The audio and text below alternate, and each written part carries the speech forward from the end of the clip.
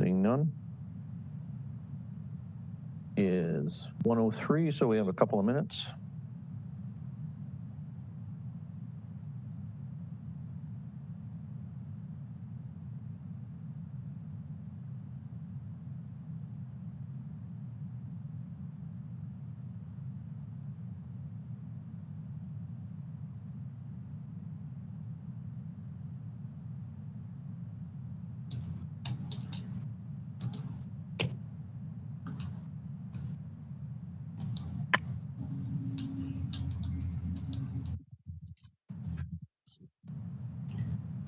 Okay.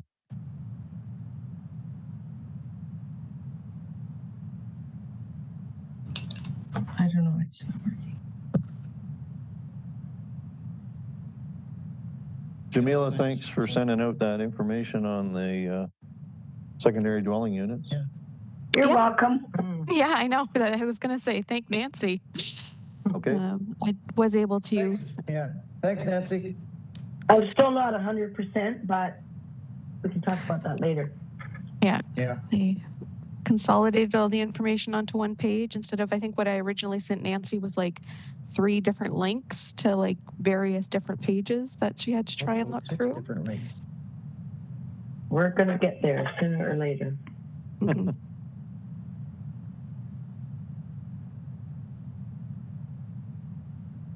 Well, at the time we get there, they'll change it. Mm-hmm. Mm-hmm. Absolutely.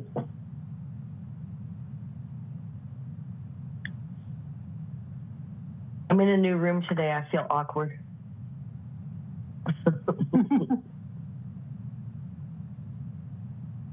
They give you a corner office now, or what? No, they gave me the cleaning room. No, I'm kidding. Oh, that's like 1 foot out the door. Well, this is just my room for these meetings, but it's clearly in a different space. So anyway, no photograph or picture behind me here. I gotta draw something on the wall to make it so it looks good. And there's windows in this one. There's no windows in the other one. Oh. Okay. All right. It is 1:05. Yep. So I did just want to clarify, there was, I think, an original agenda that listed the first 2 items in the incorrect order as to what the committee had tabled to for last time. So for clarity, we are hearing HMA 2251 for 112 Manning Avenue in Hamilton. We have the owner registered to speak and no interested parties. Okay. Is the owner available? Muted. There she goes. Sorry. Sorry, who's speaking for the application, the agent or the owner? The agent is here. Mark Wilson from Sharemark Renovations is here. For some reason, I can't get on video, but I'm here. Okay. So did the agent or the owner have the opportunity to read the comments that were posted? I didn't see any comments posted. I'm not sure if Pat did. Pat Burns is present. I didn't see any comments posted. Yeah, they were included in the link that was sent to you to log into this meeting. Oh. The recommendation from planning is to be approved. Okay. Does the committee have any questions on this application? I see no problem with it. I'll make a motion to approve.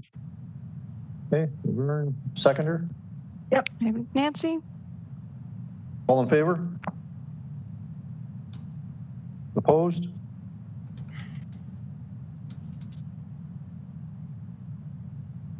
Seeing none? Seeing none, motion carried, application approved. Great, thank you very much. Thank you so much. We're free to go now? Yep. Yep. Nice to see everyone. Goodbye. Thank you. Bye.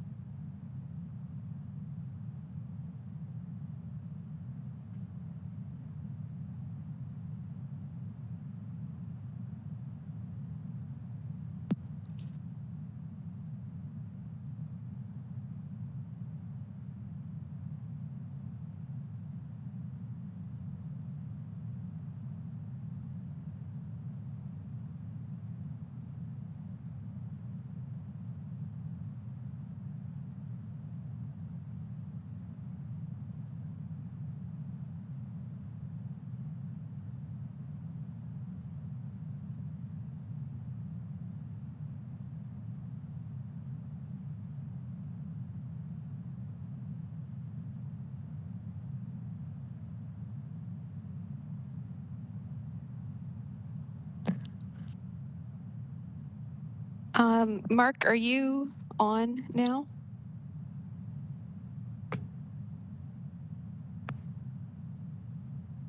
Not looking like it. No. Oh. All right, we are all set for the next file. We are hearing GLA 2243 for 3105 Fletcher Road in Glenbrook. We have the agent registered to speak and no interested parties. And I believe the committee members all got the revised list of variances that was inadvertently not included in the comments package. Okay. Is the agent available? Yes, Mr. Chairman, Steve Fraser, AJ Clark and Associates. Yes. Did you have a chance to read the comments that were posted? I did, Mr. Chairman, and we're in full support. And I just want to take this opportunity to thank staff for their ongoing cooperation and ability to sit down with us and go through these variances and remove quite a few.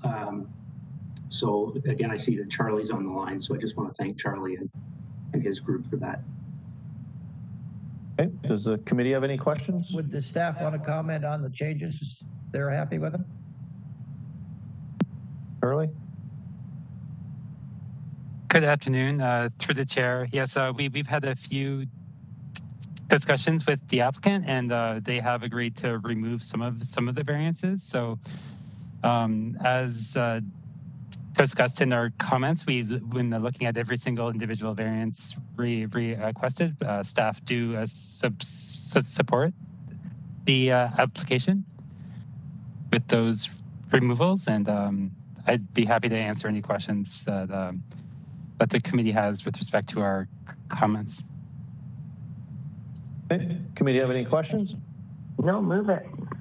Second. And Nancy, for clarity, that motion was as amended by the applicant? Absolutely, yeah. Thank you. And Seconded by Mel, second? Okay. All in favor? Opposed? Seeing none? Seeing none, motion carried, application approved. Thank you. Hello. Oh, there he is. Hey, I'm Mark. here. Okay.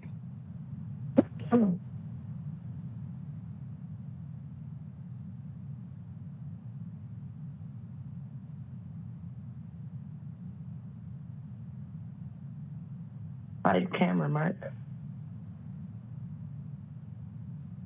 I'll put it on, see how long it lasts. Yeah. Mine just keeps shutting off. You should be getting a complex by now. Oh, I can handle it. I'm sure you can.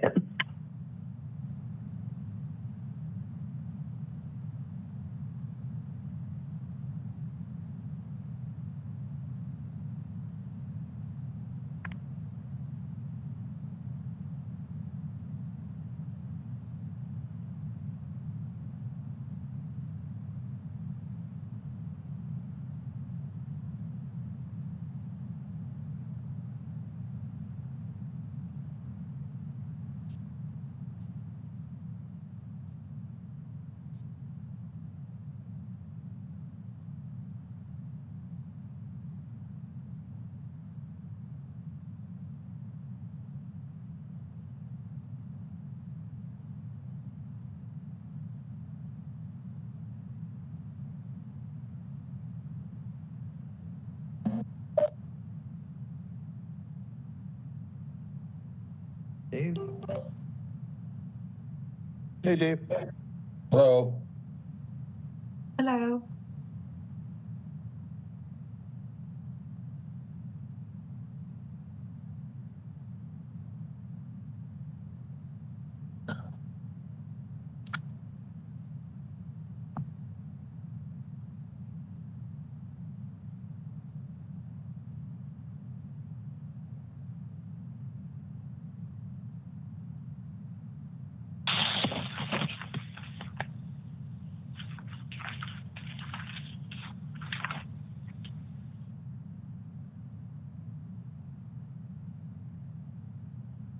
Agricultural land, single dwelling, semi-detached, allowed on. Just trying to get a grasp on that a little bit. I went through most of it. Are you talking to us, David? Yeah. What you sent in regards to the semi-detaches or townhouses allowed on the A land, agricultural, and combined with a single family home. Hey, Dave, can we just wait? Can we just wait until after the next application? Oh, okay. It's sorry. 1:15. Okay, sorry. Thanks. Yeah, no problem. All right, so we're hearing A and B 2213 for 628 Mill Street in Ancaster. We have the agent registered to speak and one interested party. Okay, is the agent available? I am. Good afternoon. My name is Max Garrigan. Did you have a chance to read the comments that were posted? I did. And do you have any questions? Not really, just I suppose just the degree to which any potential site plan applications would be, whether they'd be a minor or a major. They are recommending tabling. Did you wish to table at this point? I suppose if it would have an influence on your decision today, if it makes sense to pause and defer to resolve any issues, then I'd certainly be okay with that. Probably a good idea to get things sorted out and go from there. Move it. So that was a motion by Bob for tabling. Second. And seconded by Melvin. Yes. All in favor of table? Here, here. Any opposed? Seeing none. Motion carried, application tabled.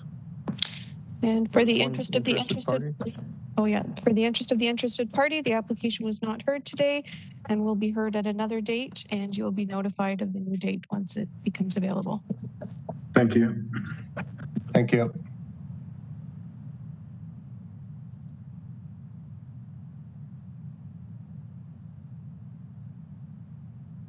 Okay, Dave, your question if you want. Just wanted some clarity on the A district. Yep. You froze, Dave.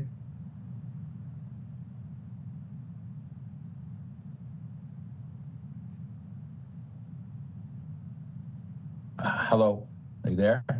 Can you hear me? Yep.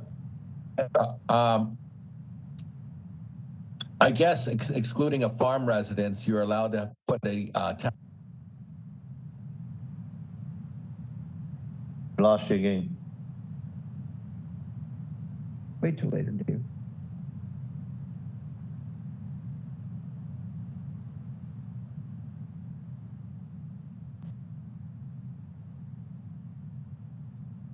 I guess this isn't working out too well. Yeah, sorry, I think we lost you again at some point, David. I just wanted to confirm with a single family house on an A agricultural piece of property, you are allowed to put an addition, semi-detached or a townhouse. I don't know about the townhouse, but the way I read the information that came out, under the A1 or A2, as long as the lot was bigger than 1.5 acres or 0.6 hectare, you would be allowed to build a secondary dwelling unit, but it could not be used as a farm help house. Right, and That's the way I farmhouse. It did actually say townhouse too, so it said semi-detached or townhouse, which is kind of the same. I mean, it's a single townhouse, but however, I'm just curious on that. So I don't know that. I think you're asking for staff to clarify the SDU, the secondary dwelling unit bylaws. Is that what you're asking? Yeah, how kind they of. relate Yes. to an A1 zone? Yes, perfect. I was going to say that, but you say it better. So I'm not sure if staff are on, if they can mention that, or we might be able to have them send you, the committee members an email about that later. I'm not sure who's on now. As long as it's clear. Area. That's all. Okay. Yeah, sure. I'll have them follow up. I'm not sure if they're on right now, so I'll send them an email and ask that question, and I'll ask them to CC the committee members for clarity on what's permitted in the A1 zone. And Dale, real quick, you said 1.5 acre. What's 0.6 of a hectare? What's that equal again? 1.5 acres. 1.5. Okay, thanks.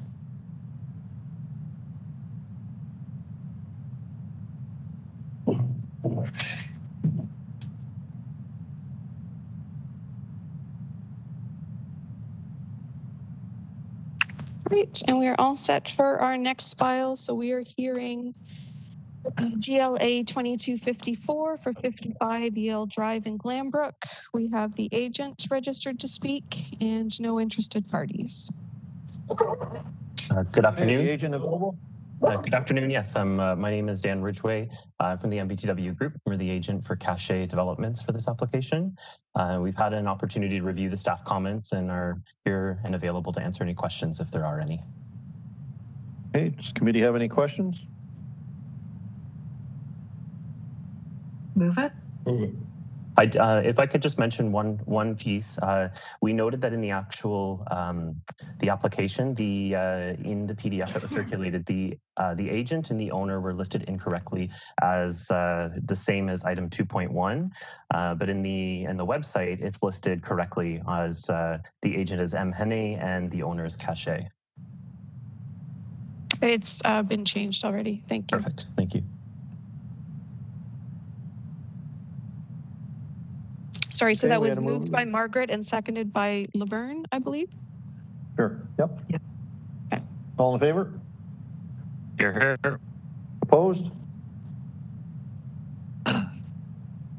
Seeing none? Seeing none. Motion carried. Application approved. Perfect. Thanks so much. Have a great afternoon.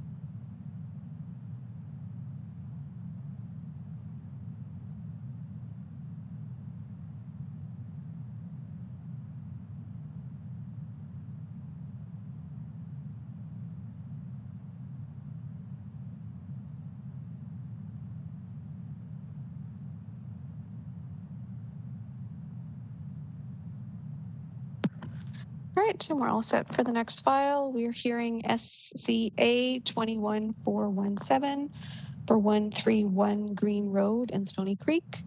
We have the agent registered to speak, as well as I believe Councillor Pearson is here for this file as well, and no other interested parties. Okay, is the agent available? Yes, I'm here, sir. Yes, did you have a chance to read the comments that were posted? I did. And do you have any questions? No questions, sir. Okay, Councillor? Thank you, Mr. Chairman, and appreciate the agent. First and foremost, I'm supportive of this application. The only question I want to ask, because this was tabled from the last meeting in January, is if staff could just please clarify the recommendation at that time was denial. The recommendation today is approved.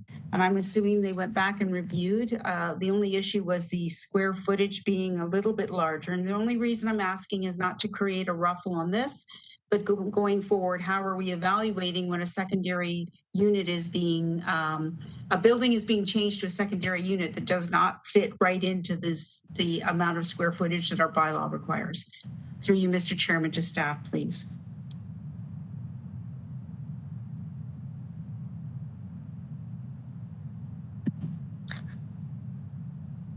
Through the chair to the councillor. So this application was tabled originally. I think we were a little confused of why the GFA was so large originally. It is almost double what is allowed, but because this is an existing building, accessory building, and it's very unique that it has a basement, which is why the GFA is quite large. But we feel that that it meets all 4 tests. It's minor in nature. It's desirable. It's been there for a very long time.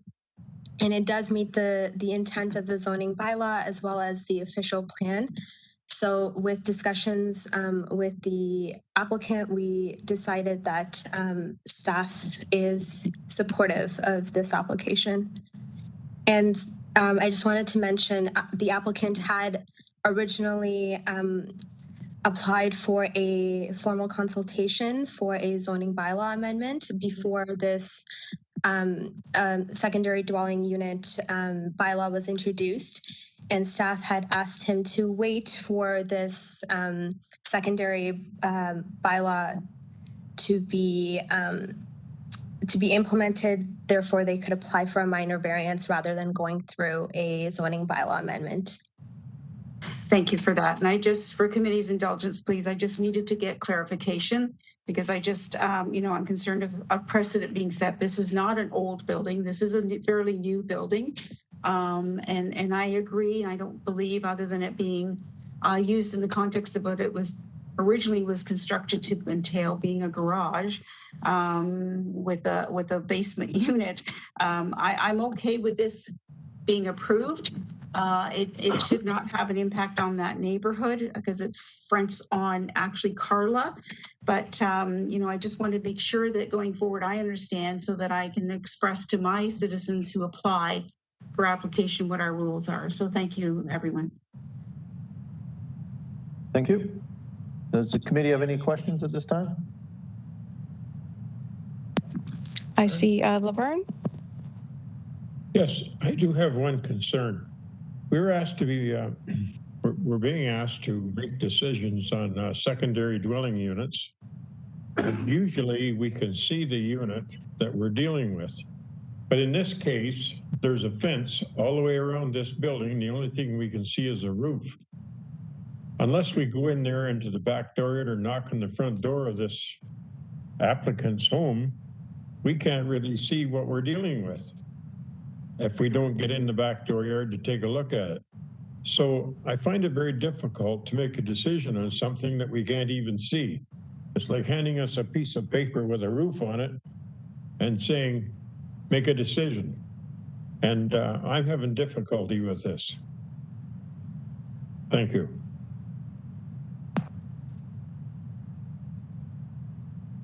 Anyone else? I have Margaret.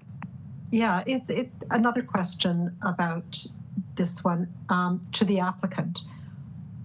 What was the purpose of this building when it was first constructed? Thank you for the question. So through the chair, originally that basement was put in for like a private workshop. So there was a existing detached garage that was on the property previously that was torn down. This new one was constructed, and the basement was put in to allow just exactly that, just a private workshop space. So I wasn't involved with the property at that time. I didn't advise the client on any of the construction. They came to us after it was already constructed, and we're looking to do this secondary dwelling unit process.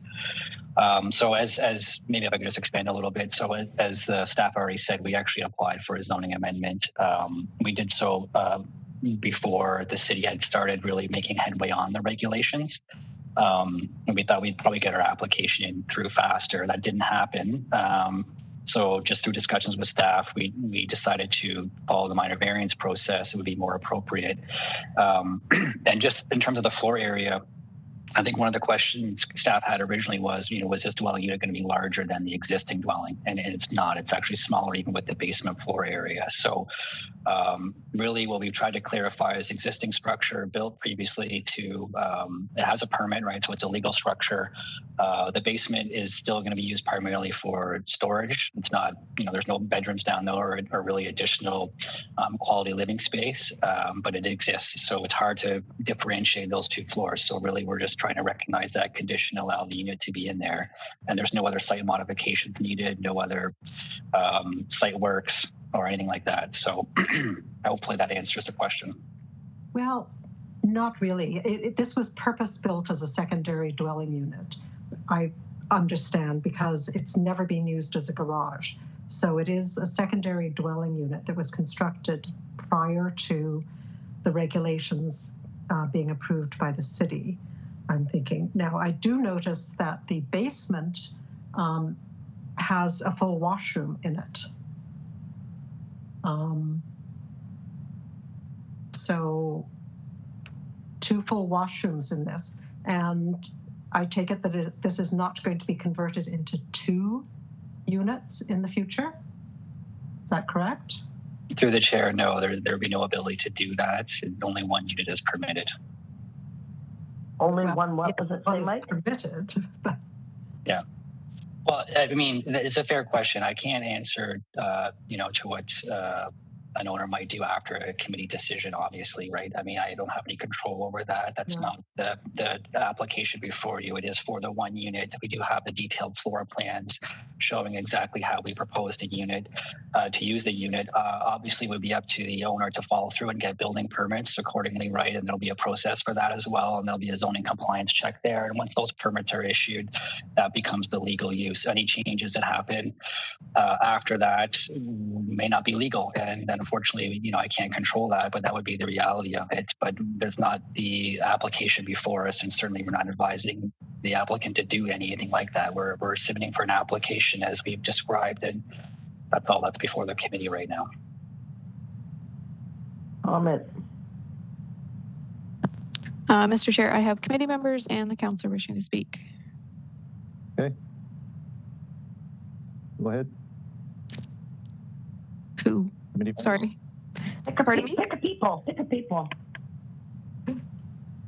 Who's going first? Maria, why don't you go first in case you... I just want to give clarification and thank Margaret for the question and the concern, but under our bylaw on secondary dwelling units, it was approved last April, you were allowed a 1 secondary unit as of right in your home. So I could have a basement apartment in my home, and you're allowed 1 standalone unit external of your principal residence.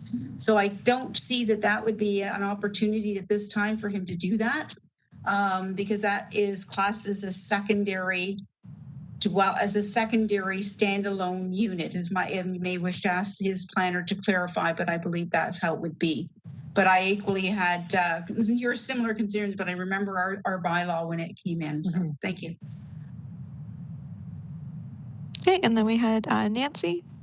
Yep, just back to the same thing about size, Mike. I know that it's double what is allowed. And I think staff alluded to the fact that this is because it's existing. And again, I would like to think that every one of our decisions is made on an individual basis. It would likely come back again and someone will say, oh, but you allowed it on Green Road. So, I mean, again, if it's in the notes that this is exceptional to this because it's an existing building, then I'll be okay with that. Thank you. And we have David. Oh, you're just muted, David. Yeah, based on the application in front of us today, I'd like to make a motion for approval.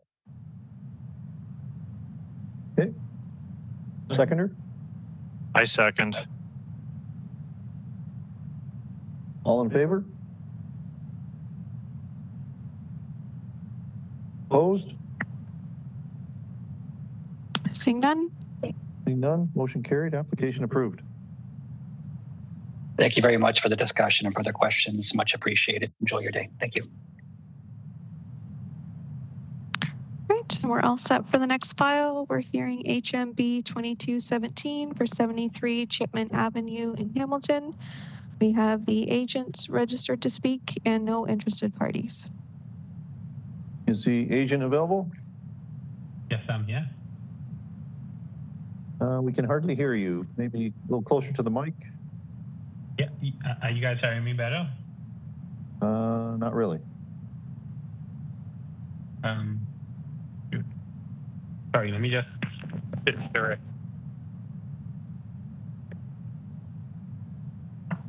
Are you guys hearing me any better? That's 100% better. Nice, nice. Good to hear it. Did you have a chance to read the comments that were posted? I did, yes. And do you have any questions?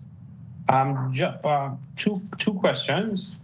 I mentioned before that this application was previously approved, but just due to time constraints, I wasn't able to get it, 100% over the finish line. I paid $43.10 already for the lot grading. I guess it's administration fees and whatnot. But I see listed in the comments, I'm expected to pay another $4,500. I was wondering, is there any way, that previous 43 could be applied to the outstanding 45? Specific fees would be dealt with the specific agency that requested the condition. If the condition was previously cleared, you may be able to transfer the previously cleared condition to this application, but you would have to contact the commenting body directly. And would that go the same for lot grading? Like I said, from the last time around, I was required to grade the lot in a certain way and put in a catch basin and whatnot. I was wondering if there's any way I could do all of that together with, I plan to build a family home there, a single family dwelling for myself. I was wondering if there's any way I could do that catch basin and that grading at that time versus doing it now. Before, because once I'm digging, once I start construction of the home, it's going to be easy for me to do the grading, in whichever manner the engineer sets out, as well as the catch basin and running the pipes and whatnot, all together in one. Those are someone from. Sorry, so you're asking the committee to remove a condition? Or are you still speaking to that specific condition and how to fulfill that condition? I'm still speaking to that condition where, there's some lot grading to be done, right? And the last time around, the engineer, he set out a plan that said, okay, this is how I'm going to do the grading. And I had to install a catch basin and grade the lot in a certain manner. I had to add like 3 or 4 feet of Yeah, so as I mentioned previously, specific how to clear specific conditions would be dealt with through the requesting body. Okay, no problem. That closes it out. Okay. Does the committee have any questions on this?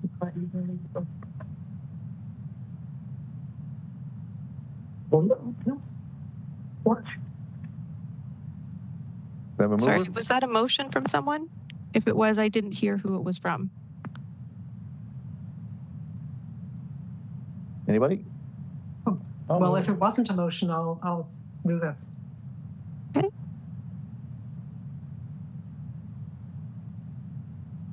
Did we get Margaret or Mel? Yeah. I heard Margaret, and did Okay, Mel Margaret. second? Mel second. Okay. All in favor? You're here. Opposed? Seeing none? Seeing none, motion Sorry, carried, David? application approved. You were in favor. Okay, thank you. All right, thank you very much. Thank you. Okay, on to the next one. What is it? No, Great. We're all set for the next file. So we're hearing HMA 2260 for 51 East 39th Street in Hamilton. We have the agent registered to speak and no other interested parties. Hey, is the agent available? Yes, sir, I'm here. Did you have a chance to read the comments that were posted? Yes, I did. And do you have any questions? No, I don't have any questions now. Okay, committee? I have Laverne. Yeah, my first question is, how wide is this lot? Sorry, I could not hear you. My question is, how wide is this lot? The width of the lot is, it's just hold a second. It's 30 feet. 30 feet. Yeah. So if we're talking about green space, that means that you would have 15 feet of green space. I visited this site and there's more than 50% of it is already covered with asphalt. Right. How do you intend to get the amount of green space that you've said you're going to get on that front yard? And the other thing that I noticed when I read the application, usually there's a reason why somebody needs 2 parking spots. And usually it's because there's something else going on in behind. Where is the secondary or the second unit going to be? Okay, the second unit is actually in the basement. We're proposing a second unit in the basement. Is that unit already there? That unit is already there. It needs to be finished as per the code for secondary suite. Where is the access to that basement? I didn't see it on the front. There's no place on the left side, and there's no spot on the right. Is that at the back of the building? There is already a side door existing there on the right-hand side, and the basement entrance is through the side door and the stair leading directly to the basement. So it leads to the basement from inside that door on ground level. It will be from the side door, yeah. And we are proposing actually fire-rated wall around that to separate it from the main floor. And also there will be a door from the main floor to the basement, which will be fire-rated. Okay. And are you going to guarantee us that you're going to have 30%, 6% of the front yard green space? Yes, we're going to do that, surely. Because I went down the street and it seems to be there's some confusion on green space because some people are using indoor-outdoor carpet and in another area they're using AstroTurf. No, we're going to certainly keep the 36% landscape there. Okay, thank you. Thank you.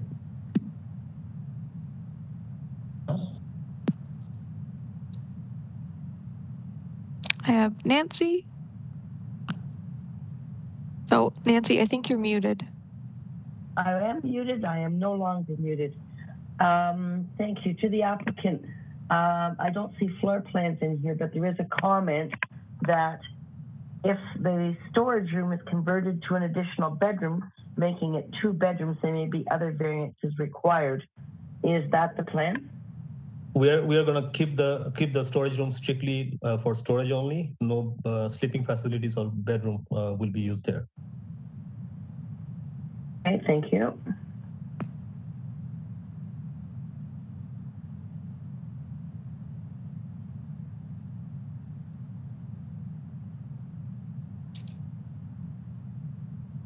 I see no other committee members with their hands raised.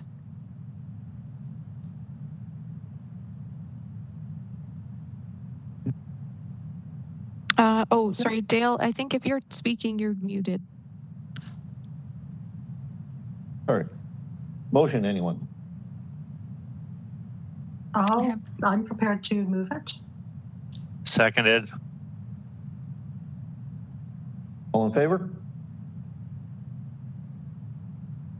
Opposed? Seeing none? Seeing none, motion carried, application approved. Thank you very much. Have a good afternoon. Thank you. And we're all set for our next item. We're hearing ANA 2261 for 104 Kendrick Court in Ancaster. We have the agent registered to speak and no other interested parties. Is the agent available? Hi there, it's me. It's Pete from Park 8. I've read and reviewed the comments, and I'm in support of the staff's position to support. Okay. Committee have any questions? Don't move it. Second. All in favor? Here, here. Opposed? Seeing none? Seeing none, motion carried, application approved. Thank you. Have a great day.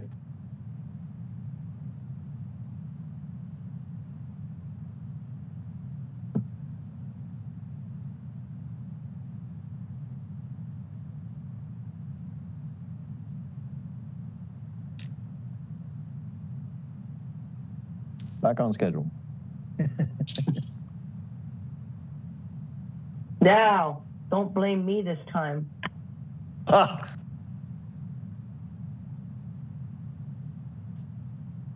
I just said we were back on schedule. Didn't say it was going to be a difficult day or an easy day.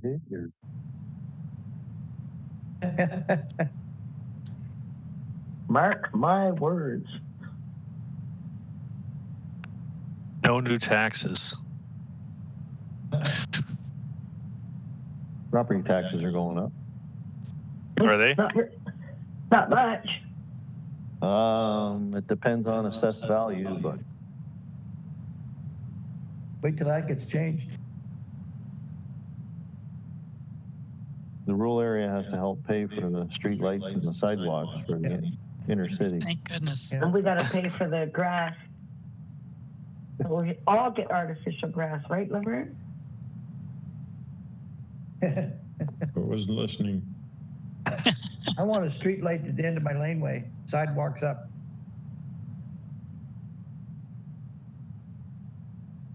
Home Depot, go for it.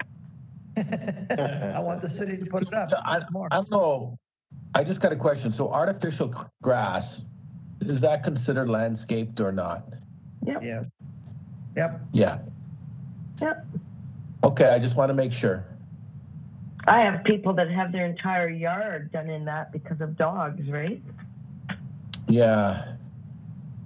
I'm finding more of that in the surveys. There's some in Glenbrook I know that they put that in just for so they can't get the lawnmowers back there to cut anyway. Great for dogs, though. You just hose it down. Right, but I'm told that you're not really supposed to put artificial turfs on the allowance, city allowance property, maintenance reasons, right? They just can't get at it and dig or whatever they have to do. If you've got city property in front that belongs to the city, you shouldn't really be turfing it. I would agree with that. Yeah, well, you know, the owner would probably have to be liable for if they have to dig it up. And too bad for your chunk of astroturf that they're going to destroy. Right. But most people don't own half their front lawn anyway. It's part of city property. Right. Property line is about halfway up. So right. If you can't put turf, if you only put turf on the property you own, that would look pretty silly. I mean, it would. But I've seen it, and it looks great in the summertime. It's a lot greener than everybody else's, but it looks a little peculiar in the middle of winter. Herb appeal. All right, and we're all set for our next item. We are hearing SCA 2266 for 29 John Murray Street in Stoney Creek. We have the agent registered to speak. And Councillor Pearson, are you here for this file as well? No, okay, I didn't think so. And no other interested parties. Okay, is the agent available? What was the address again? I'm sorry. 29 John Murray Street. So that would be myself, Monica Hart-Maxwell, the architect representing the school board. Did you have a chance to read the comments that were posted? I have, sir, yes. And do you have any questions? No, I do not. Committee have any questions? Move it. Seconder? Yep. All in favor? Here. Opposed? Seeing none? Seeing none, motion carried, application approved. Thank you so much and have a good afternoon. I'm going to get a coffee.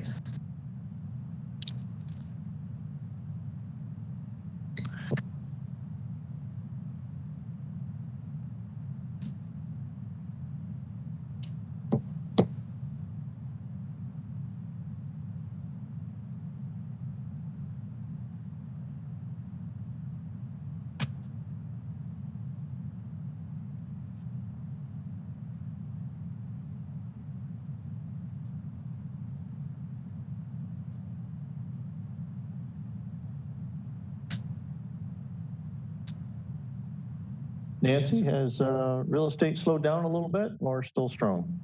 That's Mark. It's still slowing down a bit. Slowing down a bit. Yeah, it's taking a little break a bit. Yeah, it has. Have prices reflected that? Have prices come down a little bit or they're just holding? No, I think they're still the same. Mark, don't you think? Yeah, prices are still kind of stable, but you're not getting the multiple offers like you used to see. And people are a little worried about the rates going up shortly. So I had a very good listing the other day, but priced right. And by the third day, I'm like, oh my gosh, there's nobody showing this thing. So only 12 showings, but 4 offers. So, I mean, that's a good thing, I guess. At least there's serious buyers that are looking, not just looky-loos, you know? Yeah. Are people still pricing them low to get? I will hold my tongue, saying only that some agents find that an attractive way to market themselves. Yeah, that's slowing down a bit, Margaret. I see that was almost on every case. Now it's becoming less prevalent. Yeah, because I was seeing some houses that I knew were underpriced. And it seemed like you couldn't trust the value that was shown in the listing.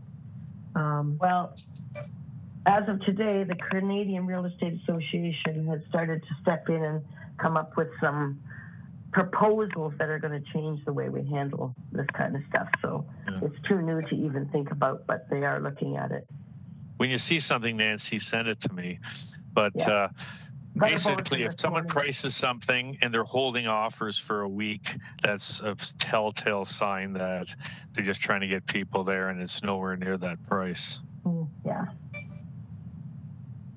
Yeah, something came out yesterday, or this morning rather, so I'll send you a copy.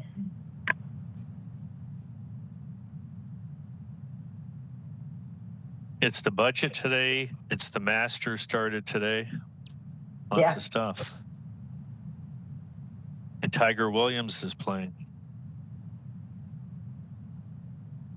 He is. Just want to see if anyone's listening. We had several comments in here once you said that.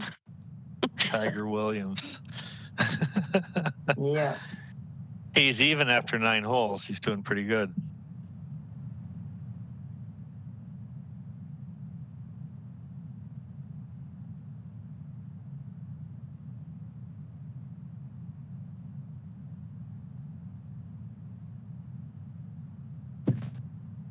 Didn't somebody answer my phone?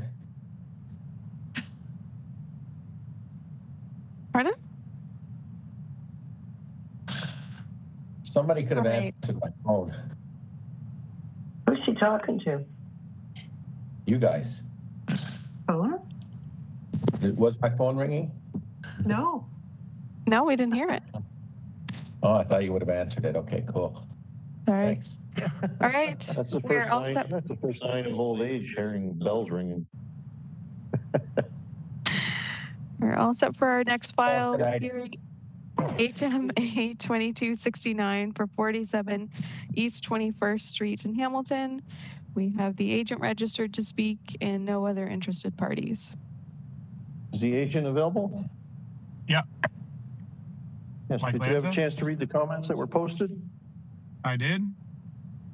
And do you have any questions? I do not. I can add some clarification if it's needed. It's noted here that the heights aren't included. I just can clarify that that is only a one-story structure. The stairs for the landing are coming off the main floor of the house and are simply for access to the backyard. And the eaves trough also needs clarification. They will not project past the existing eaves troughs, the overhangs. Okay. Does the committee have any questions? Move it. Seconder? Sure. All in favor? Opposed? Seeing none? Seeing none, motion carried, application approved. Thank you.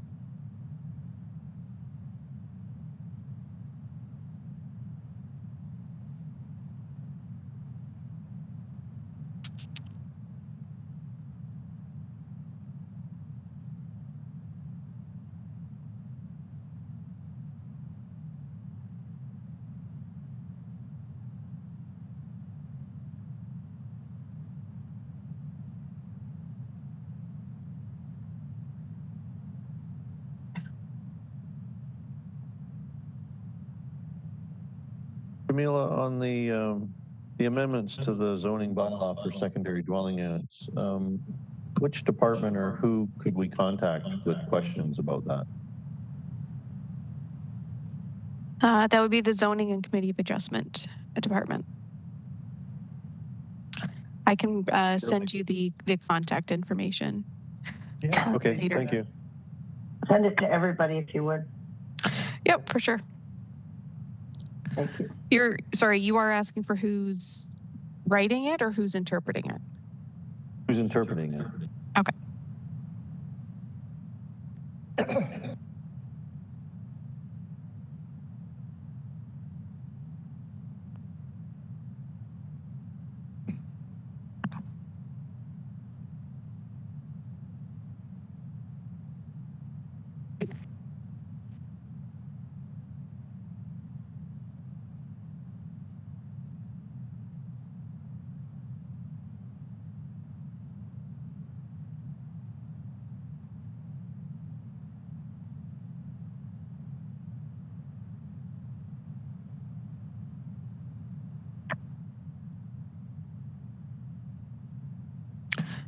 we're all set for the next file. We are hearing ANA 2270 for 65 Lauman Avenue in Ancaster. We have the agent registered to speak and one interested party. Okay, is the agent available? Alyssa Dussel from Dussel Designs here. Yes. Did you have a chance to read the comments that were posted? I did read the comments. I read about a tree which was nowhere near the pool being, the actual location of the pool being built. I believe that was one of the comments, and I think we're probably going to discuss the other lengthy comment with the other person involved. Okay. There was one interested party. I think that's me, Brian. Okay. Your question? Mine was just regarding the tree. It looks like it's about 3 feet away from the pool. So if it isn't, then no problem. I'm just worried about a 60-foot tree with the roots being dug up, bordering our two properties. That's all. I believe, sorry, not to break in, but I believe that tree is probably a few meters away from this pool, because the closest tree, which is the maple, which I think is the abutting property to you, is the one that is the closest to the pool. If I'm looking at the drawing, I'm I guess directly below the house. I'm the only neighbor on the left, and I guess on the drawing it looks very close. So I could be wrong by just looking at this drawing. It seems to be a big circle. Is that indicating a tree? If it has the letter M-A on it, that should be maple. It doesn't seem to have any letter on it whatsoever. I'm looking at where the pool is, and there's 2 circles that are below and to the left of the pool. Are those trees? Yes, so the maple is the one on the fence line. That's us, yes. Okay, and then the other one behind that is a butternut, which is... Okay, so it's the maple tree then. It's the one on the fence line, because that's our fence line. Okay, is it a maple that you're seeing then? So you're not saying it's a pine? Sorry, I thought it was a pine because we have a lot of pine needles in our... I can't see where it's labeled, so that's my problem, sorry. No worries, because I do believe there's a white pine between the maple and where the property, like halfway between where the maple is and where the property lines meet, like it pies out. There might be a maple pine there. So if it's right on the fence, like it's pushing our fence over. Yeah, that might be the maple. So, I mean, I could discuss that with the client. We might need an arborist report. I can't advise on the vigor of the tree after it gets, usually there's a setback based on DBH, which is diameter of breast height. So there's a mathematical equation that I can give you as a reference. But to I'm just looking to make sure that the tree is okay and doesn't fall down, because it's a very big tree. Yeah, it looks like it's about 9 feet away from the pool dig is about 9 feet away from that tree. Oh, okay. Okay. Perfect. Thank you very much. I appreciate it. Thank you. Okay, thank you. Have Laverne with a question or comment? Yes, I see an effort made here to show a construction access. They've gone to great lengths to show us the wood board fence to comply with a pool enclosure bylaw. I think there's a lot of effort put into this to make sure that everything is correct. So I'd like to make a motion to approve this. Are there any further questions? I second it. Okay. Motion made and seconded. All in favor? Opposed? Thank you, Chair people. Seeing none? Seeing none, motion Chair carried, people. application approved. I have no other way of putting it all together. That's cute.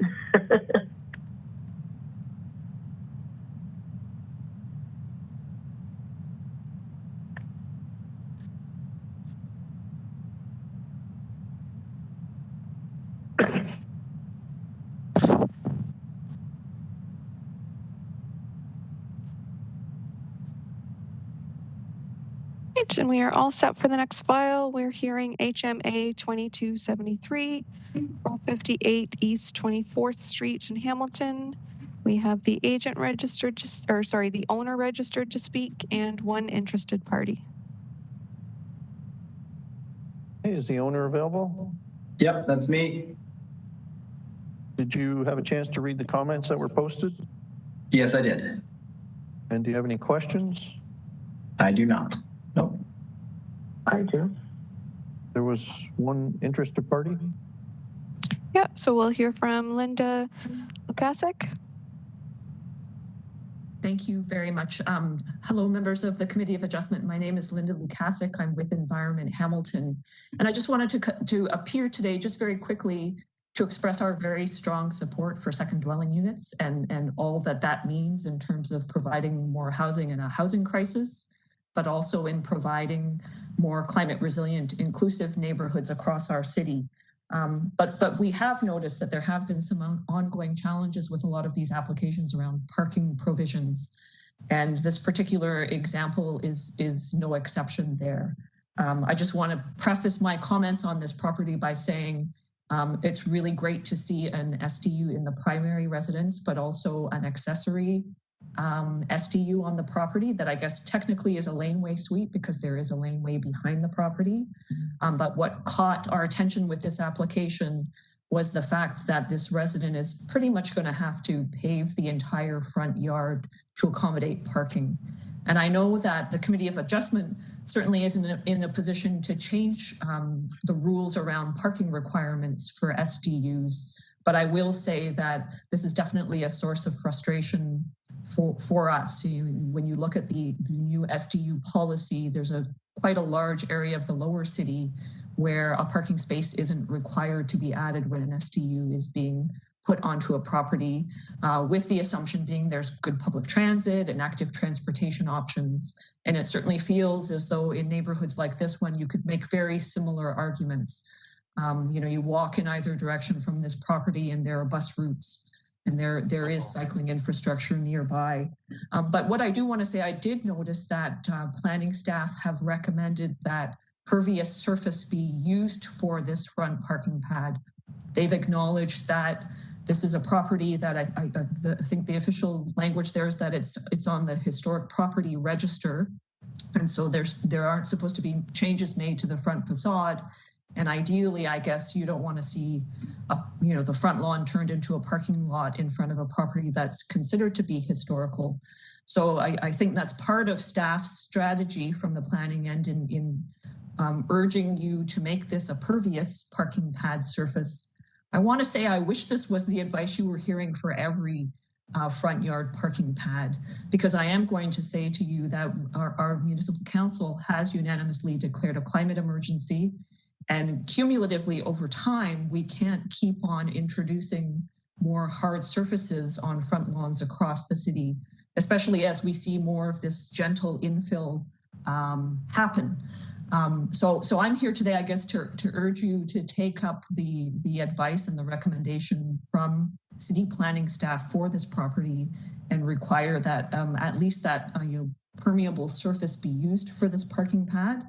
And hopefully in future, we'll certainly be advocating on the outside for the city to broaden that geographic area within which we don't have to keep on adding, paving front yards all over the city to accommodate parking for SDUs. So I thank you very much for the opportunity to speak to you today.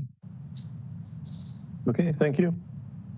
I think the question sometimes, I guess, arises amongst some of the committee members. When we first heard talks about the secondary dwelling units, it was a good idea. But in the most recent, we've got more and more information about what's allowed. And it seems a little disturbing that on some of these small lots, if there's an accessory structure there, they can get up to 3 families living on this small lot. The principal single family dwelling can have an SDU in the basement, and the accessory structure can be converted to a secondary dwelling unit as well. And it just seems a little bit over intensification, but That maybe that's just my comments, but from previous applications or previous meetings, we would have that discussion amongst the members. I agree with you on the part of the parking. You know, we need parking spots in certain areas of Hamilton, and then reading some of the literature, there's certain areas in Hamilton that can have the secondary dwelling units and don't need any parking. Sometimes very confusing, I think, for most of us on the committee. But yeah, a permeable parking area would definitely be better than a non-permeable parking area, especially when you're utilizing pretty much all of the front yard. Anyways, we thank you for your comments. It's nice to put a face to the name. Anyone else with questions? I have Nancy. I do. And with all due respect to you, Linda, I do take great admiration in the work that you do. But I've found that in the last couple of meetings, I'm going to say the last month or so, we're getting unsolicited support from people who are not neighbors and who are not affected by the particular applications directly. And I guess part of me is feeling that it's a little bit of a lobbying process.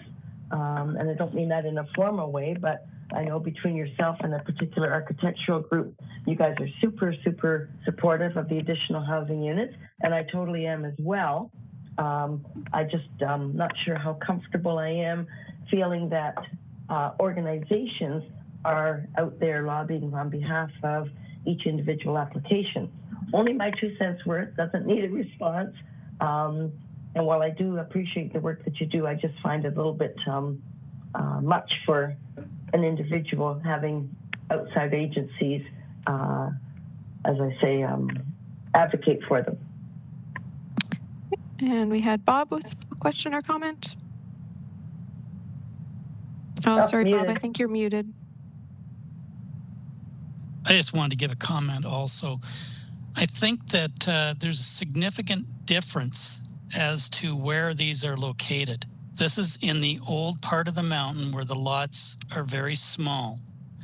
And it has been my experience that if you live on the mountain, then you're more than likely going to have more than one car per unit. It's just the fact of life. We do not have the busing system that you have downtown. My daughter lives in an apartment downtown. It's a duplex, and she doesn't have a car, and she is able to walk to her grocery store. She's able to walk to her work. She's able to go to all kinds of restaurants within a few blocks of where she lives. That's not the case on some of these places on the mountain. And I can see that as a result of that, we are getting some really strong pushback in some of these neighborhoods because of what we're doing to the parking situation in the neighborhoods. So I'm not going to oppose this one today, but I still feel really strongly that this needs a little bit more study before you just say, oh, this is accessible because there's a bus that goes within a certain distance. It may go by there, but try and go someplace on it. I used to take the bus a lot on the mountain just for the experience of knowing what it was like. And you can't go anywhere without spending half an hour. That's likely not going to be something that's going to work. So until we get things changed to where people are picked up in a car and driven places automatically and with autonomous vehicles, I can't see this as something that really makes sense. And I think that it does need to be relooked at when it comes to some of the parking requirements. Okay, and I have Laverne. Yes, I went down to have a look at this piece of property. And the first thing, again, the first reason that I went there is because they're asking for 2 parking spots on a single family dwelling. But then when I got there, I noticed there was a construction van on the right-hand side of the front area. I won't call it a lawn because there is absolutely zero lawn. Right. And there's a construction trailer to the left of that. And it's obvious that they're building something on the back of the building And so they're turning it in probably to a duplex. So that's the reason they need 2 parking spots. But for somebody to put in here that they're going to provide us with 17% green space, I find that hard to believe. And 17% to me is not a minor variance. I looked at the 4 houses immediately to the north. They have no driveways in front of the house at all, and they're parking their cars on the street.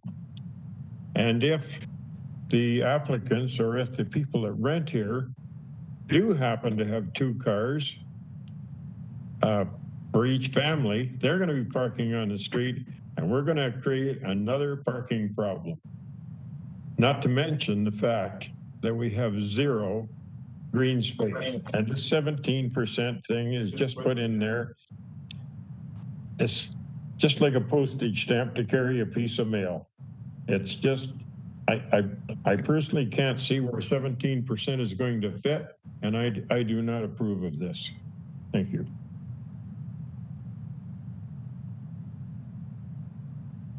I have David. Yeah, I just got a question about the aesthetics look of it, being paving and versus our other options. I mean, our other options would be what, gravel?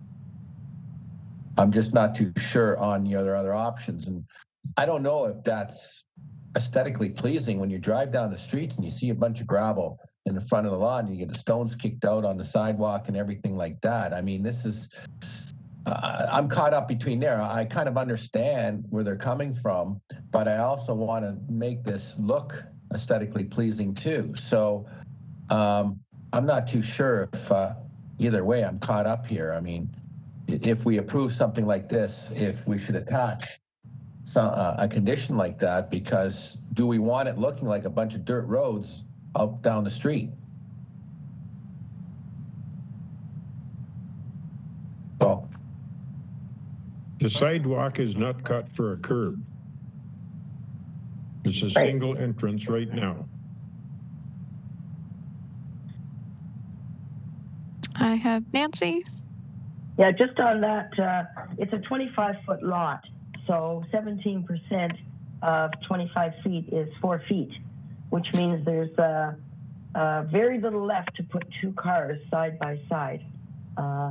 So, Mr. Palmer, I'm not sure how you envision seeing 2 vehicles in that tiny 18 feet with doors opening, but it is definitely a little tight for just allowing 4 feet of either permeable or grass-covered area.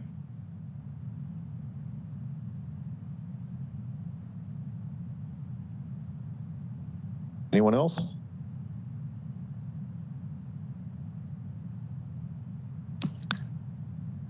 Oh, I don't see any other committee members with hands raised. If there's no further questions, is someone willing to put a motion on the floor? Move for approval. Okay, Mark, and that is as written? Yes. Okay.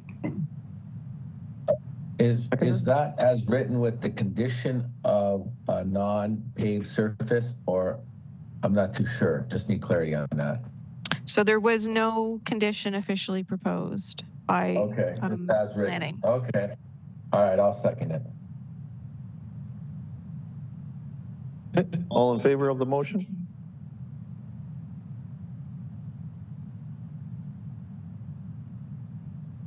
Opposed?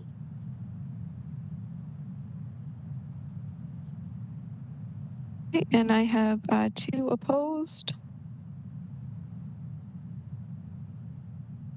Okay, then motion is carried. Application is approved. Great. Thank you very much.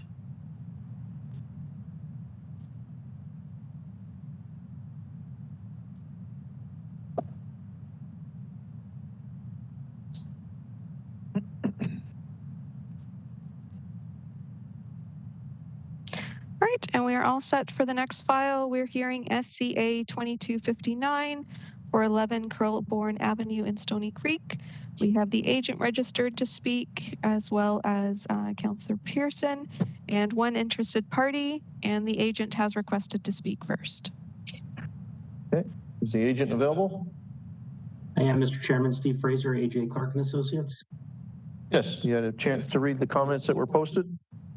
I did, and while staff is certainly supportive of the variance, which is a condition to implement the approved severance that's concurrently being dealt with, we do recognize that the neighbor has written in and indicated that they feel that there's a boundary dispute between their property and the subject land. So we're willing to table that application, or this application, excuse me, until such time as that issue is addressed.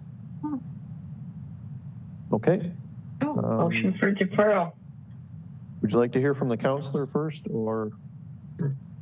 Sure. Mr. Chairman, thank you. I would just add that I appreciate the applicant's agent's intent on addressing the neighbor's concern. I did not read that because I didn't get that far in the comments. I just printed them off, and I'm more than happy to see that to get clarified before it's approved. Thank you.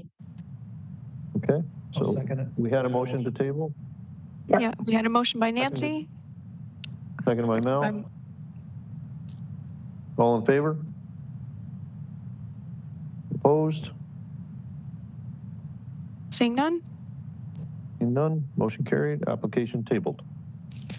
And for the interest of the interested party, the application was not heard today and will be rescheduled, and you will be notified when a new hearing is set. I am Anita Lyon. I'm the interested party. Are we consulted before the new date is set? I'm hoping that we're going to be able to resolve this through negotiation once the survey is ready. And I'm retaining a lawyer to assist with that because I don't have any knowledge about surveys or land use titles and such. So that my question is, will we be getting advance notice so I can confirm someone can appear if necessary? Yeah, so like I just finished saying, you will be notified when the new hearing date is set. So we're not notified to approve the date is just set? That's correct. Okay. Thank you very much. Unfortunately, in the materials that are provided, there is no information as to the address of the agent representing the owner, and the owner doesn't live at 11 Kilbourne. So I'm wondering if I could get a telephone number or an address for Mr. Fraser. So if Mr. Fraser is okay with it, we can provide you with his contact information. Absolutely, no problem at all. Thank you. Thank you very much. Okay, and we are all set for the next file. We are hearing SCA 2274 for 1367 and 1371 Highway 8 in Stoney Creek. We have the agent registered to speak, as well as Councillor Pearson and 2 interested parties. Oh, and the agent did request to speak first, just regarding clarification about the 2 of the proposed variances. Okay, and the agent is available, I know. Stephen, did you have a chance to read the comments posted? I did, Mr. Chairman, and again, this is a situation where we have a minor variance that's implementing an already conditionally approved severance. So we certainly have no issues with staff's comments or recommendations. As Jamila mentioned, I did just want to clarify a few items that were incorrectly listed within the comments. And the reason why they are incorrect is they didn't account for the lands after the road widening is going to be dedicated to the city, which is also a condition of the concurrent severance application. So I've written into Jamila this morning to clarify exactly what those requests are. So for 1367 Highway 8, once that lot is created, when the severance is completed, the minimum lot area and the widening conveyed, the minimum lot area will be 2,735 square meters, plus or minus. So that's the request being for through the application. And the minimum front yard setback to the existing dwelling, again, once the conveyance is provided to the city, will be 2.8 meters from 1367's existing house. 1371 is the other property to be created through the severance application, and that minimum lot area is 2,730 square meters, and the minimum front yard setback will be 3.3 meters. So if those amendments or acknowledgements can be provided in the decision, that would be greatly appreciated. I'm here to answer any questions. Okay, Councillor? Sorry, Mr. Chairman, thank you. And I see that there's a resident also wanting to speak, but I read through the report. I appreciate the clarification of the measurements and the confirmation that this has to do with the road widening dedication, which is a requirement when there's a severance in building. So I see staff as in favor. I have no issues with it as it sits now with the corrections that Mr. Fraser has put on the table. Thank you. Thank you. And there was interested parties? Yep, so we will hear from Ed Orr first.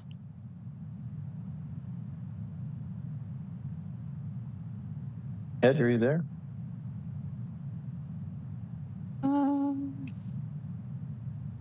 I do not see him currently on. We will hear from Georgina Beatty, and I will see if he comes on.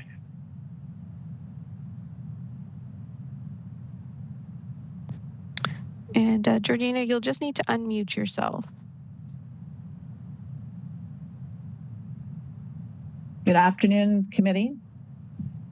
I have a questions with regard to the page 4 of 4 with specifically variance 4. It's worded in such a way that it causes concern. And the wording that is concerning is proposed dwelling is set back from the road and neighboring dwellings. Staff are satisfied that the increase in height maintains the intent and purpose and so on and so forth. The dwellings are, by my terminology, not proposed, they're existing.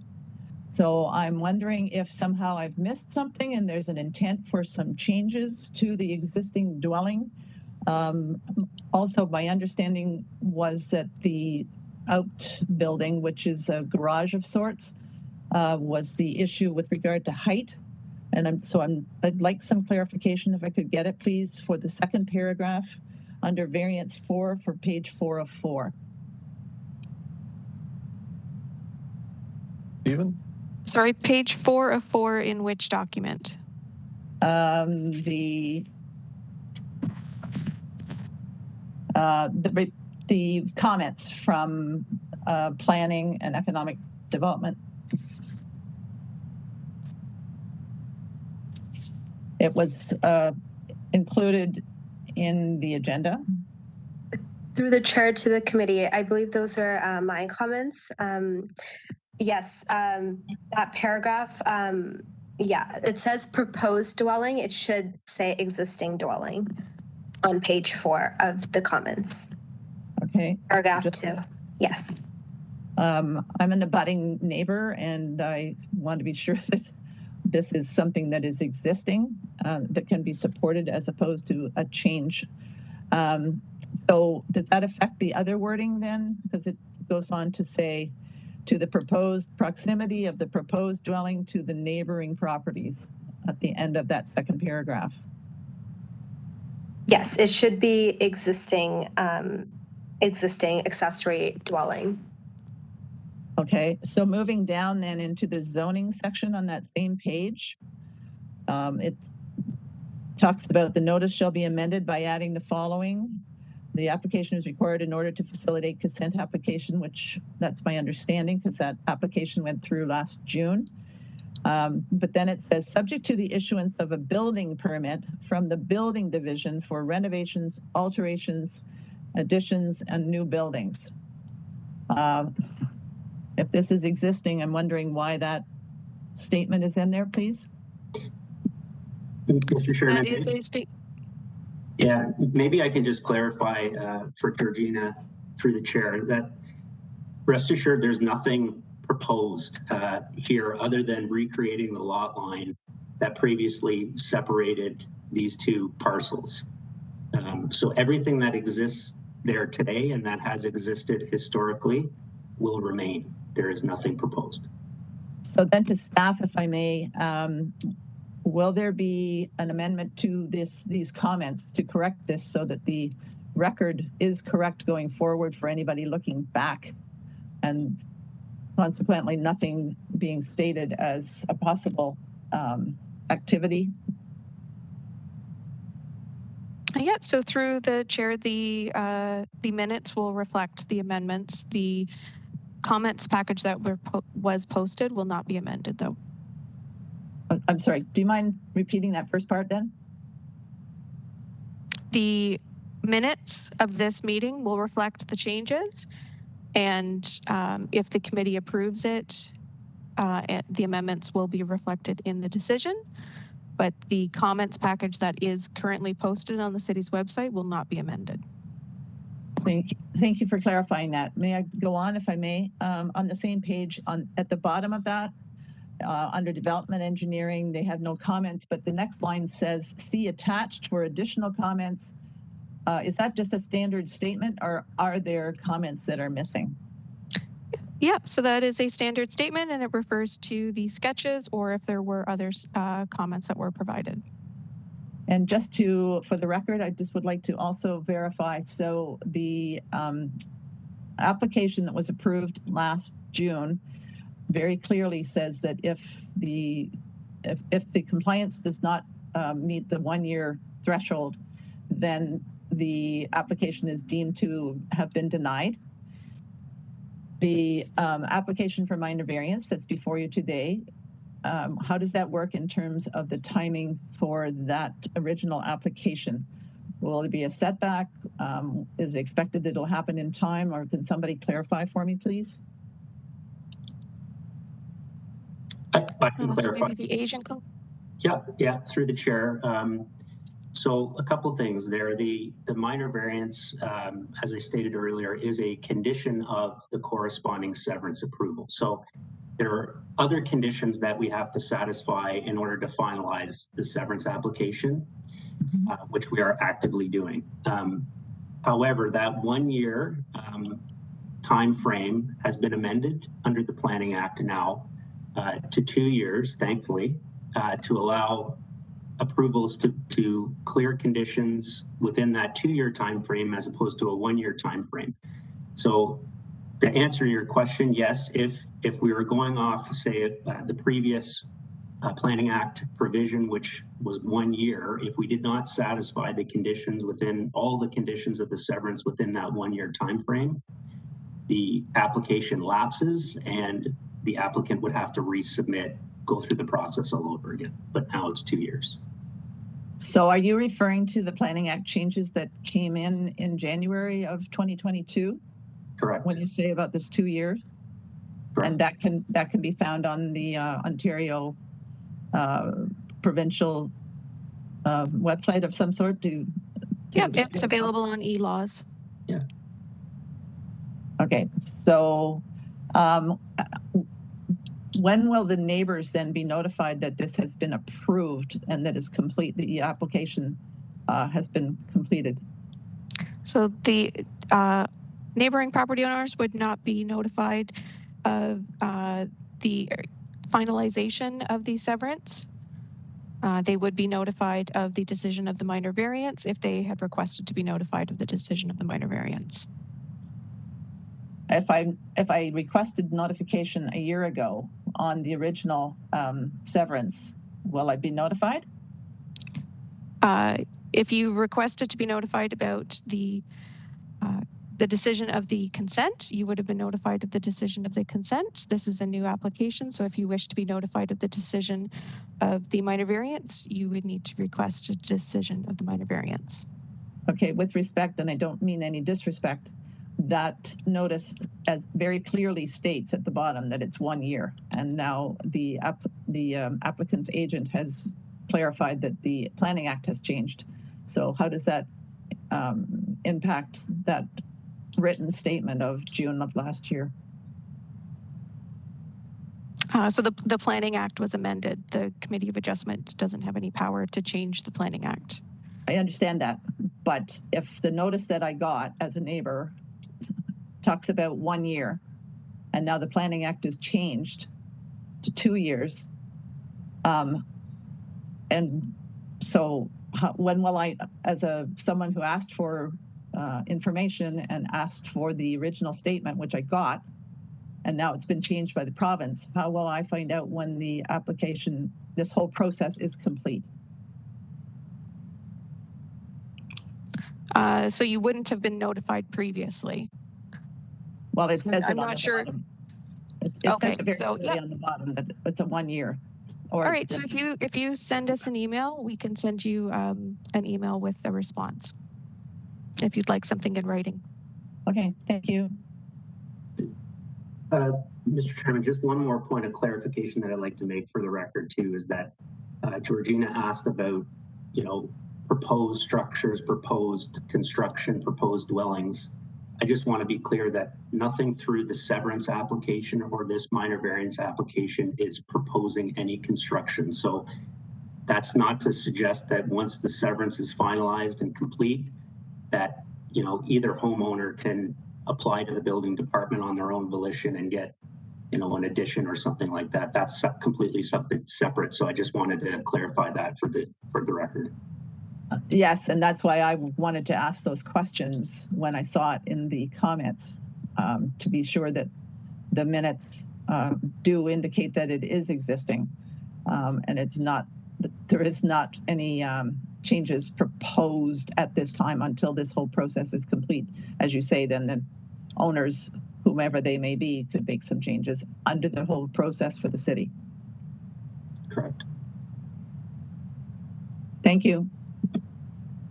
Okay, so I guess a question on the time frame is the 2 years, the extension. So is that retroactive? So anything previous is granted a 2-year time frame?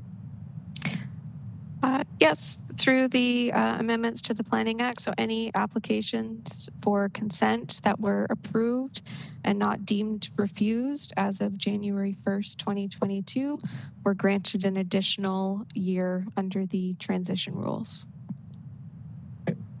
May I ask just one further question of the agent? I wonder if the landowner is aware that this can now potentially take longer than what they understood last June? Yes, they've been advised. Thank you. Okay. Committee have any questions? Pass it. Melvin, that was to approve with the amendments per the agent for variances 1, 3, 5, and 7. Thank you. Yep. Seconder? Laverne? All in favor? Here, here. Opposed? Seeing none? Motion carried. Application approved. Thank you.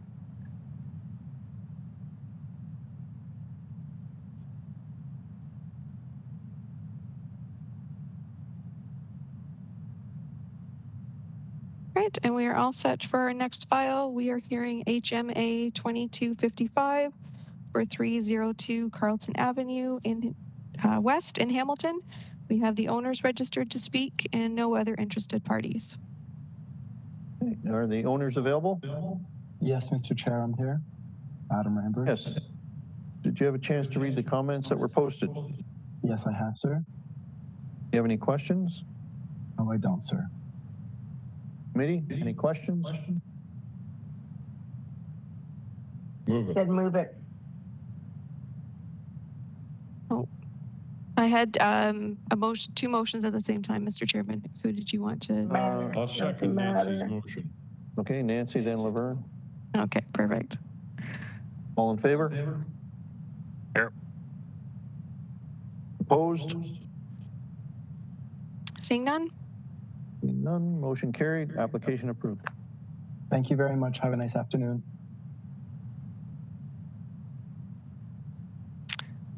and we are all set for the next file. We are hearing HMA 2257 for 581 Mary Street in Hamilton. We have the agent registered to speak and no other interested parties. Okay, is the agent available? Yes, I'm here. Marina Fensham. Yes. Did you have a chance to read the comments that were posted? Let me just say allow access to camera. Can you see me? Yes. Yes. Hi. I'm the agent for 581 Mary Street.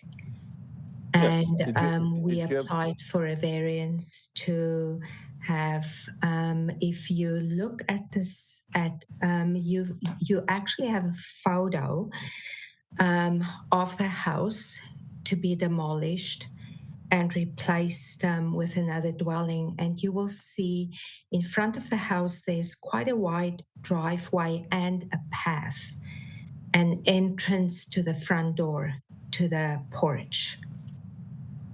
So if you scroll down, Sorry, I believe the chairman had asked you a question. Oh, okay. Excuse me. Yes. So at the start, I just wanted to make sure that you read the comments that were posted. Yes, I did. Okay. Carry on. I've read the comments, and we've seen that there are some concerns from the neighbors with the width of the driveways according to city bylaws for driveway width. However, you will also see that staff supports the 2 parking spots, and they support the 40% green space. They've had access when they reviewed the file to the actual grading plan. And if you look at the grading plan, you will see that from AJ Clark, that the existing green space at the moment is 3.6 meters. Then you have the path and the existing green space. We are actually increasing that green space. It's not by much, but it's going to be 3.74 meters. So it is about 14 centimeters more. So we are not reducing the existing grass area at all. We are simply incorporating the path into the driveway. Staff also would have had access to the grading plan, which shows that the curb, no changes need to be made to the curb, as shown on our site plan. You will see on the site plan, it says existing curb cut, and you can see that happens to be in line with a proposed driveway. So the existing curb cut is actually currently in line with the front path, the cement path. Right.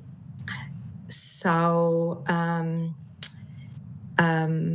just want to point out that we are actually not reducing any actual green space.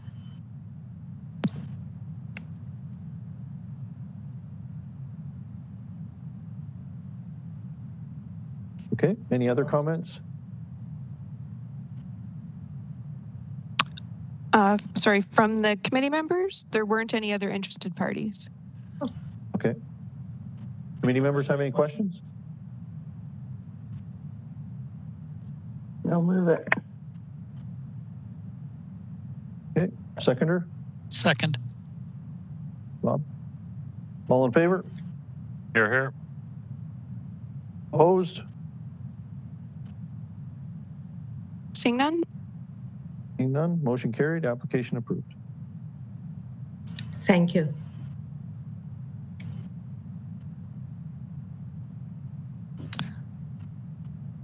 And for the committee members, we did originally have a break scheduled at this time.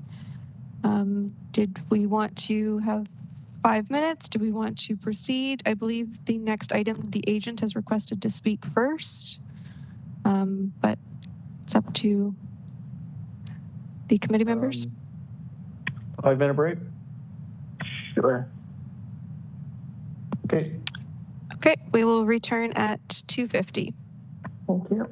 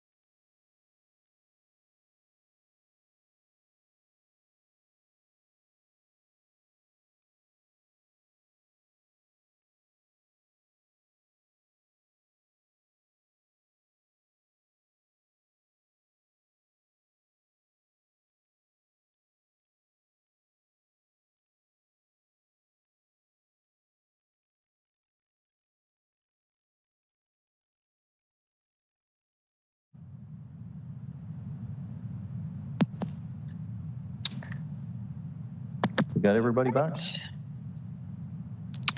I believe so. The only people I'm not sure are David and Mark. Are you there?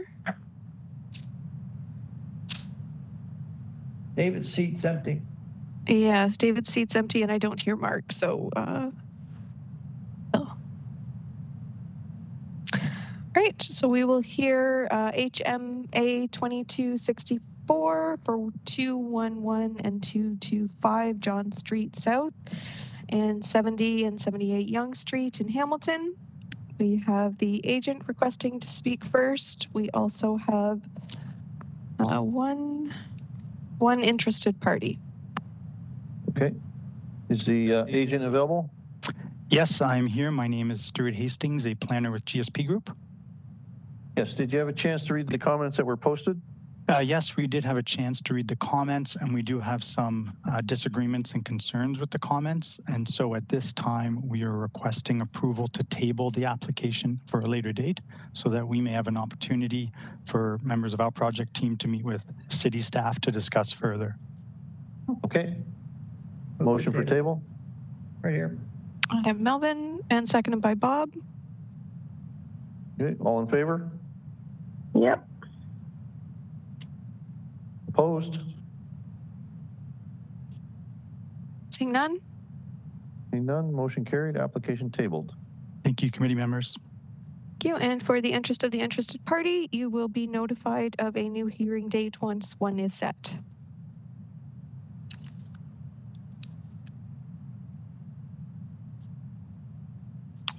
Okay, and we are all set for the next file. So we are hearing HMA 2267 for 171 Kentley Drive in Hamilton. We have the owners registered to speak and no other interested party.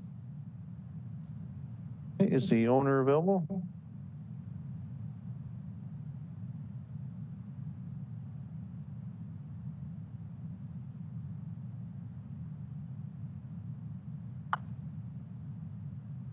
Hi. Hello? Hello? Yes. Are you the only owner for 171 Kentley Drive? Yes. Yeah, can you Yes. state your name for the record? My name is Cedalio Couton. Thank you. Okay, welcome to the meeting. Did you have a chance to read the comments that were posted? Yes, I did. And do you have any questions?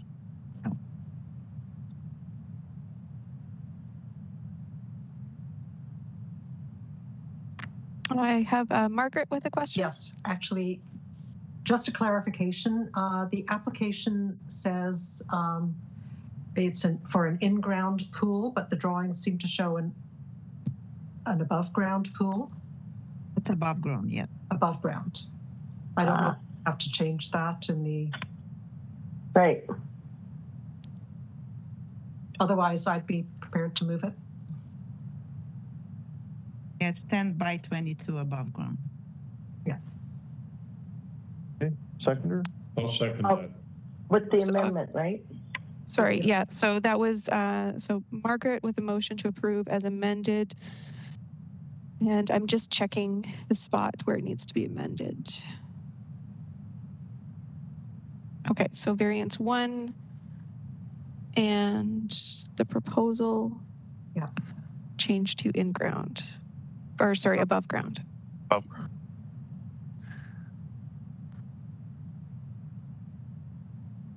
Okay, and then, sorry, I missed who seconded that. Laverne? Laverne, thank you. Yeah. All in favor? Here, here. Opposed? Seeing none? Done, motion carried, application approved. Thank you.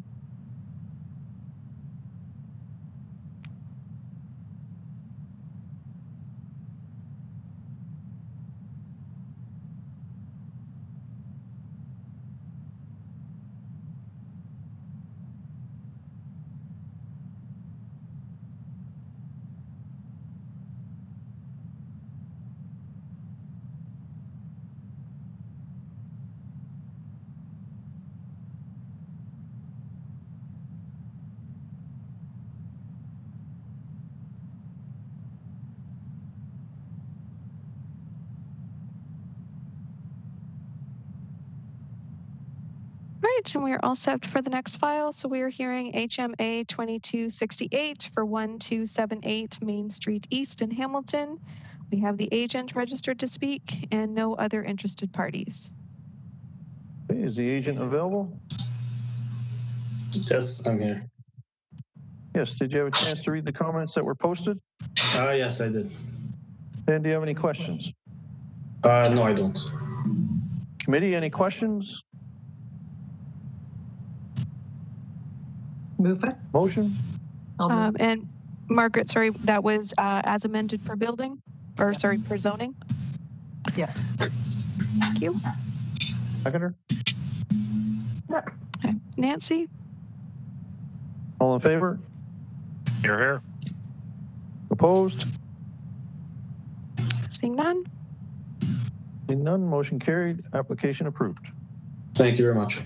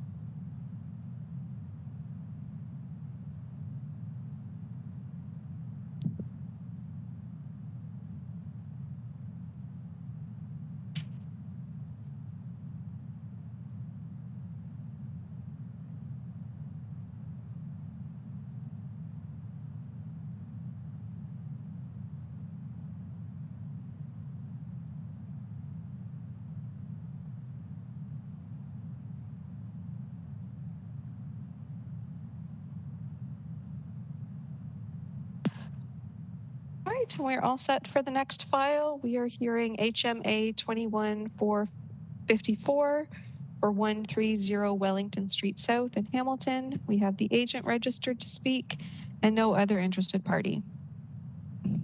Is the agent available?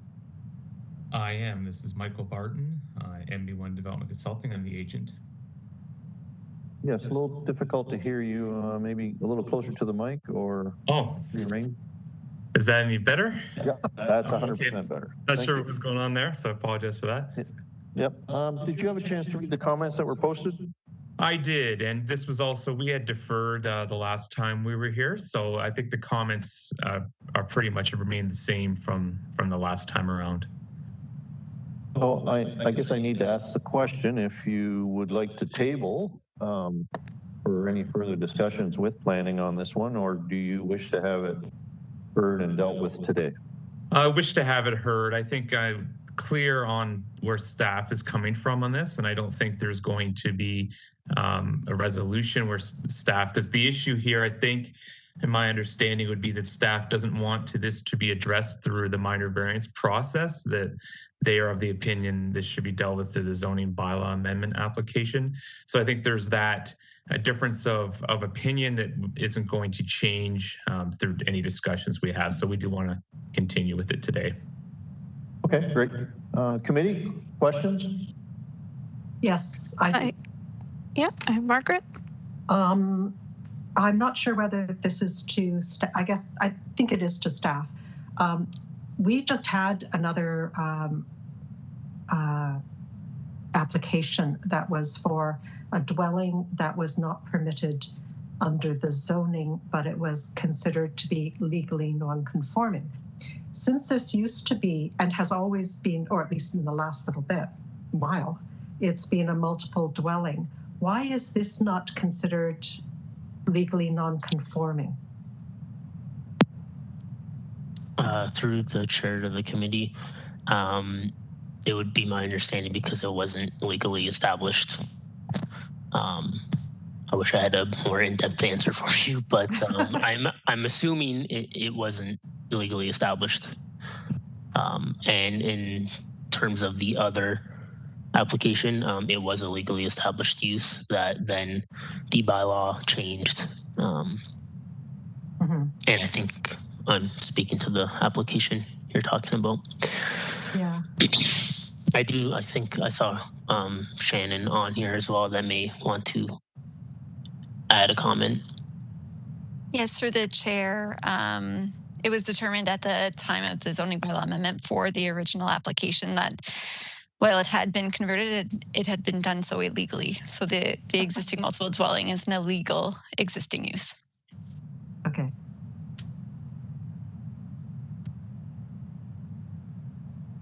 Anyone else? I have Laverne. Yes, I read through the part of it. It says the purpose of the application, and it goes on to say that as per the applicant's attached letter, the decision is currently before the Ontario Land Tribunal. Is that the UMB or LPAC as it stands today? Because if that's the case, why are we dealing with it? I'd be happy to answer that if that's okay. This is Michael, the applicant. Sure. Yes, go ahead.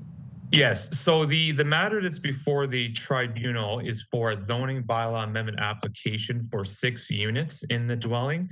So what this situation is, and yes, what Shannon had said was correct. So my understanding is this is legally recognized as a 6-unit rooming house, but not a multiple dwelling. So the difference being that if this had 6 units with individual kitchens and washrooms, versus a rooming house which shares certain facilities. So this has been operating as 6 rental units for an extended period of time, but not legally recognized as being 6 separate dwelling units. So that's the latest would be the legal status. So the zoning amendment was to allow there to be 6 multiple dwelling units in this building with no changes to the exterior, changes to the site at all. And what that was supported by staff, but denied by council at the time. So there was an appeal filed on that matter. And then the owners decided to seek a minor variance for 4 units in the dwelling, which also requires less parking for the property. And so it's a less intense use of the dwelling, actually less intense than it was previously used for. So the variance before you is for the 4 units. Thank you. I'm guessing that the agent, the applicant, just wants to get the dealt with. Sorry, Dale, I believe your microphone's muted. All right. So the agent, I think, is requesting a motion on this, and I think it's just so that they can be done with this and carry on for the next level.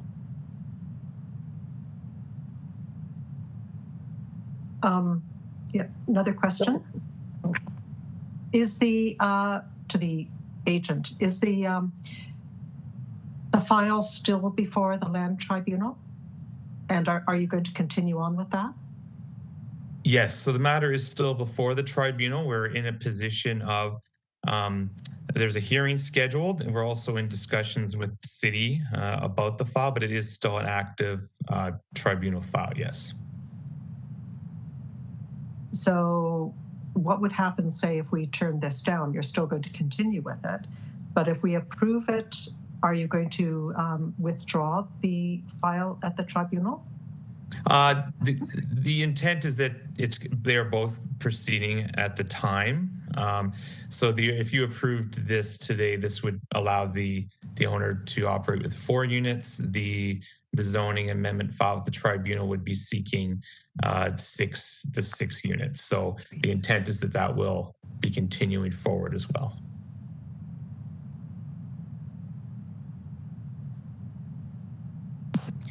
I have Nancy.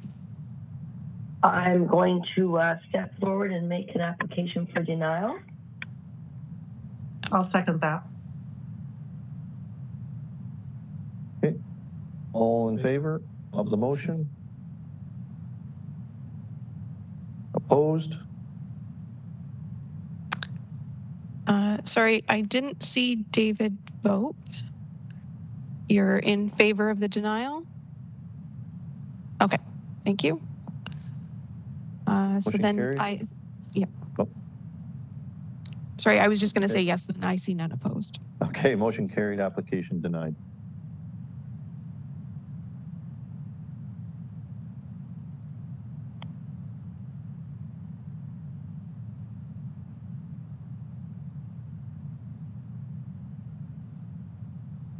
Right, and just for the clarity of the committee members and any interested parties watching, there were previously 3 files at 3:05 today, but they were all withdrawn, and so that's why they are no longer on the agenda. And you just verify the numbers? The application numbers? Yeah. Okay, yep, just a minute. So the files were HMB 21117, HMA 21443, and HMA 21444. Beautiful, thank you. Not a problem.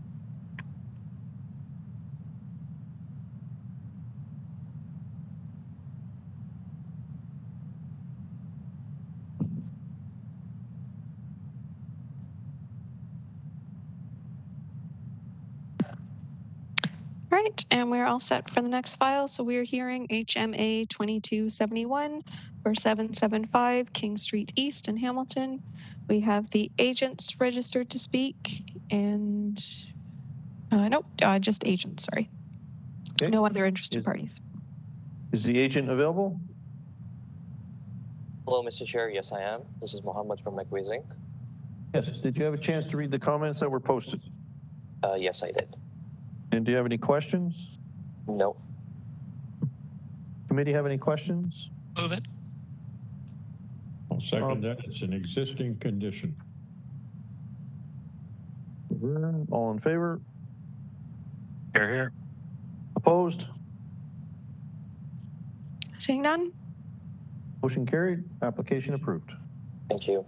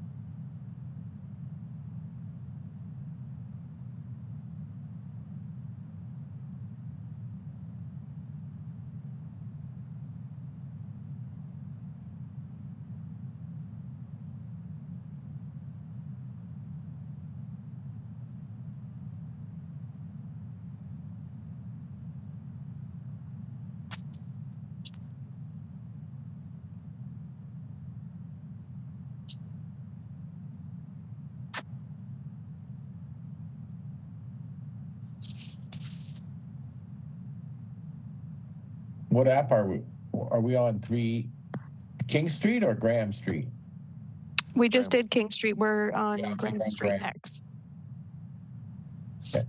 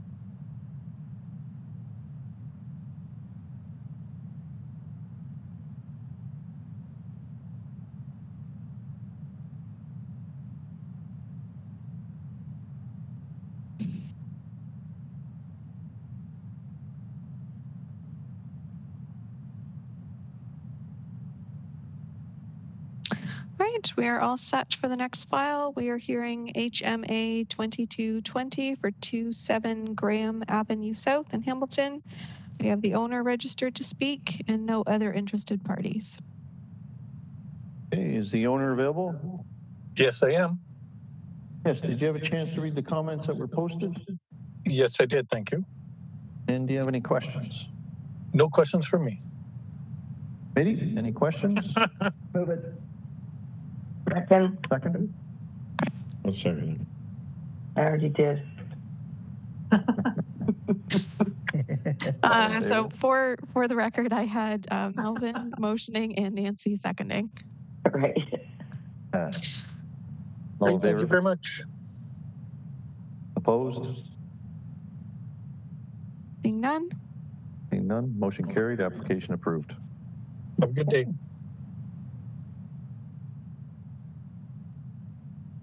Okay, here we go.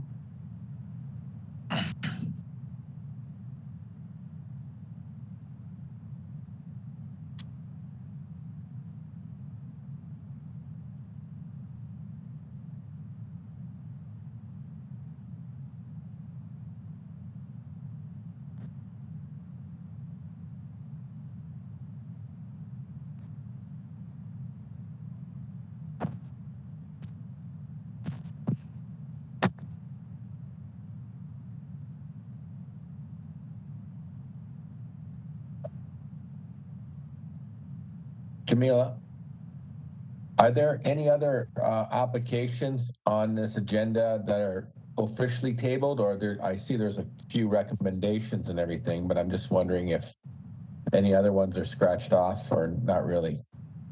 No, we have not received official word for any of the other applications that they are tabling. Okay. I have somewhere to be, Dave? No, but I just see table everywhere, and sometimes I'm curious whether or not people call in, and sometimes I don't like entertaining it if it's going to be tabled, right? That's the point. We get into an application, and then we find out, oh, they want a table, and that's all. Just a process. Right on. But I have faith in Dale. He'll captain that ship. Thank you.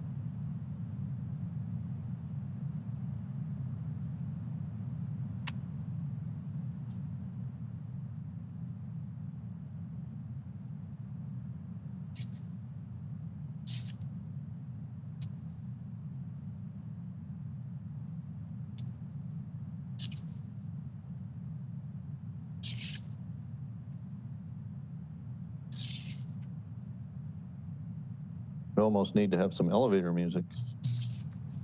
I could sing. I'm happy to sing. I think we're all set for the next file. Oh, Oh, darn, Nancy. Next time. Good timing.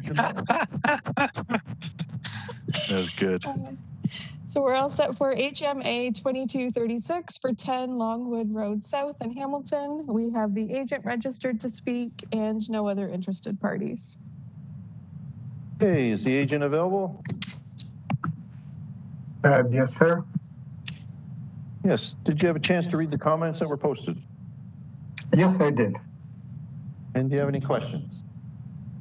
Not any questions, but in the previous minor variance that was approved back in July 8th of 2021, the development engineering had a requirement to develop to maintain the existing drainage patterns. For that, we developed a and here on item number 6, page 5. The development engineering says that they have no comments and since the drainage pattern is maintained. Basically, we did provide them that grading plan and also we attached the grading plan with this application. So would I assume that that condition that was previously set by the development engineering is waived and if that could be reflected in the decision for the building department?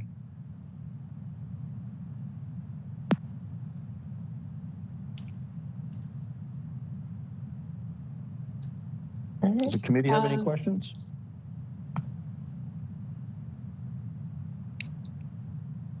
I don't see a condition for anything to do with grading.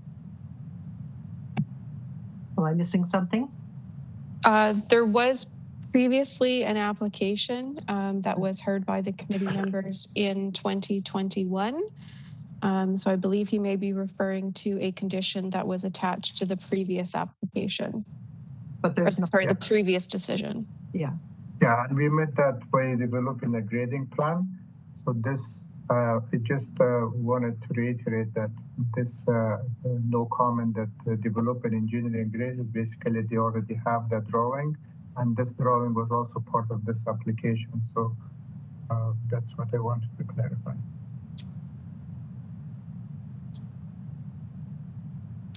So the development engineering's current comments do not request a removal of the previous condition for the previous application.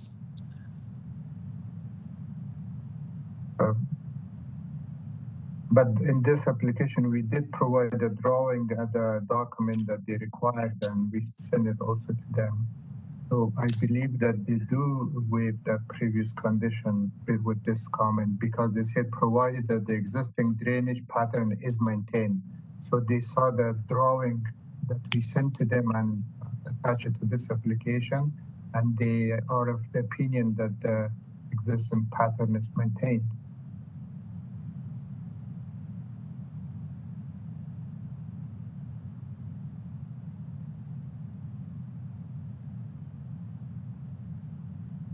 Where's staff?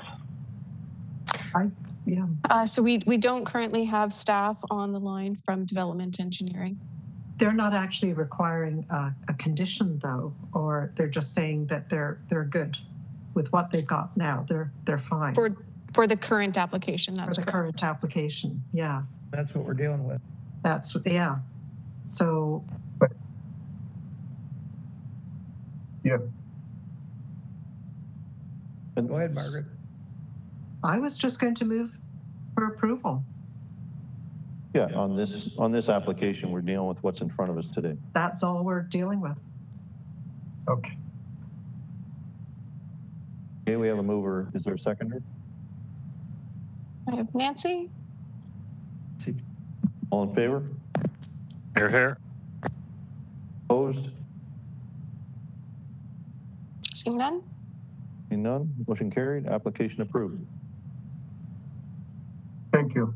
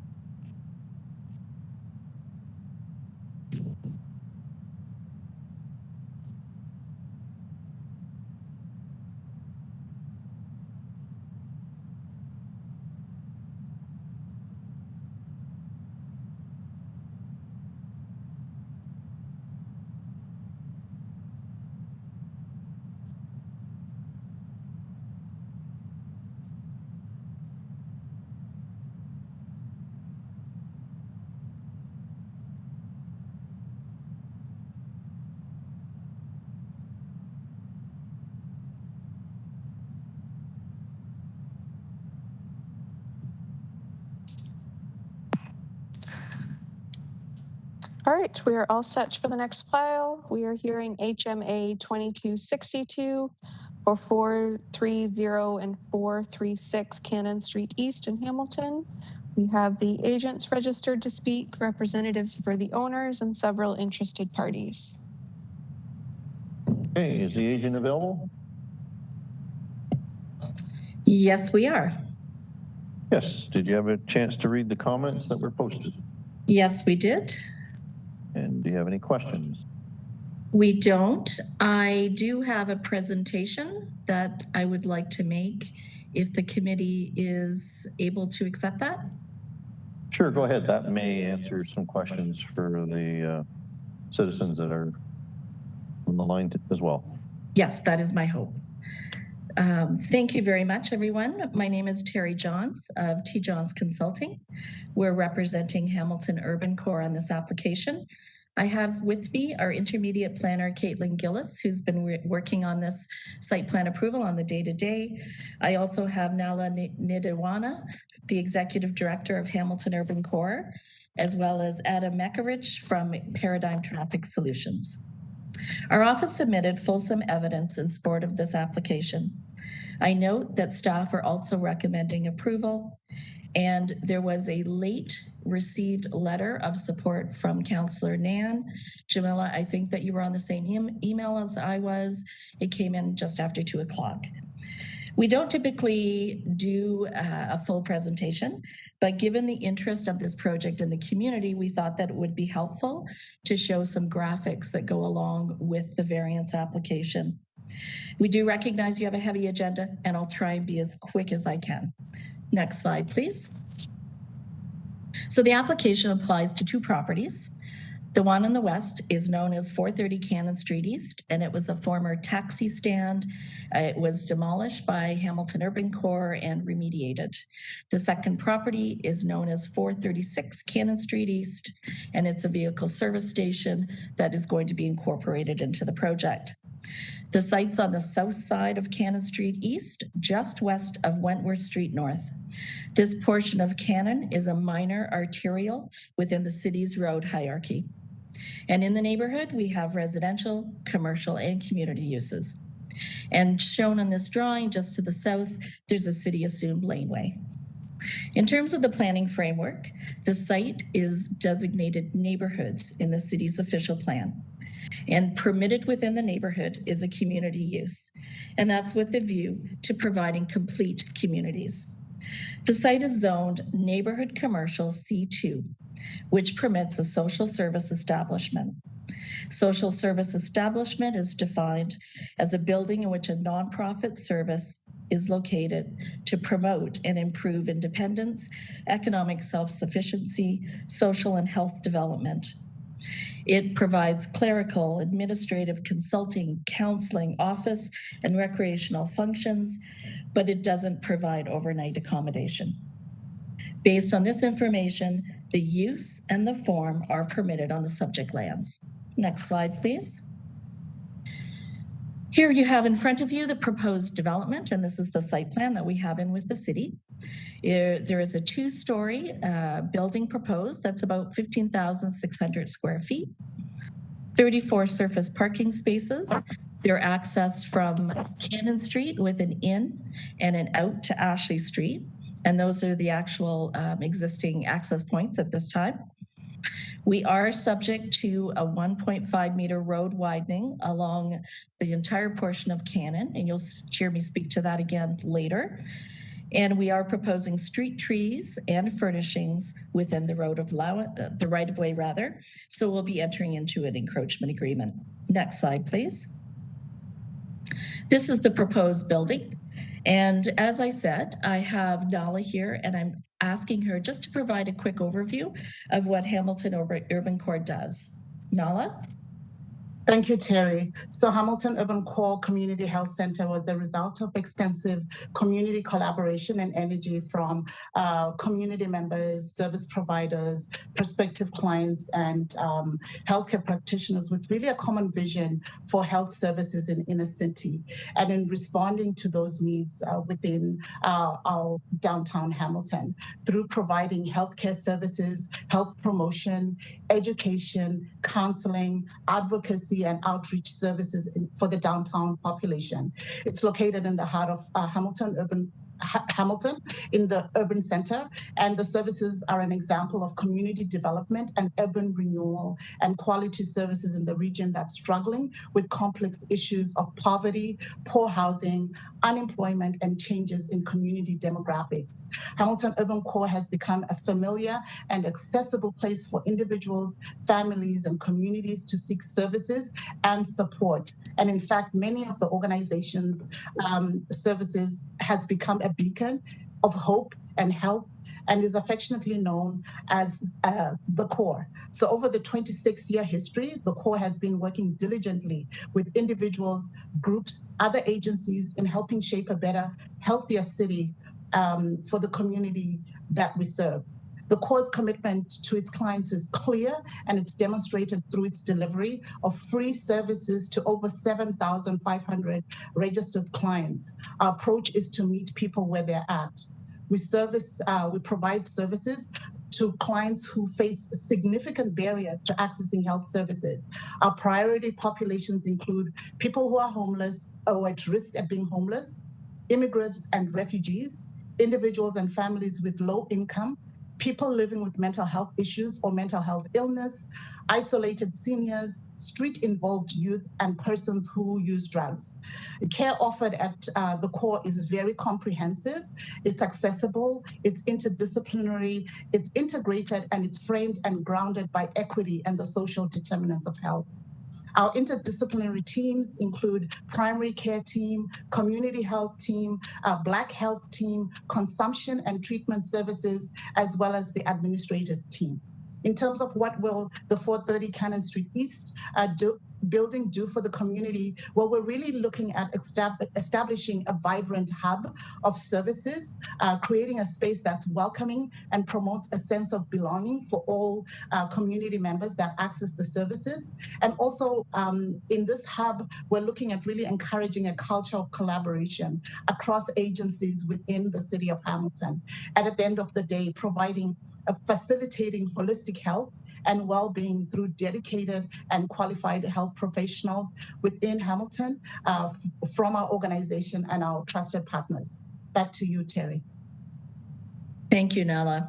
And now I'd like to, next slide, please, Caitlin. I'm going to actually go quickly through the variances and show you each of them on a plan. We've been working through the site plan approval and working with the general C2 zone and are facing some challenges on the site, and hence the variances that are in front of you today. The first one relates to our setback to Canon Street. So the bylaw requires that you can have a minimum setback of 1.5 meters.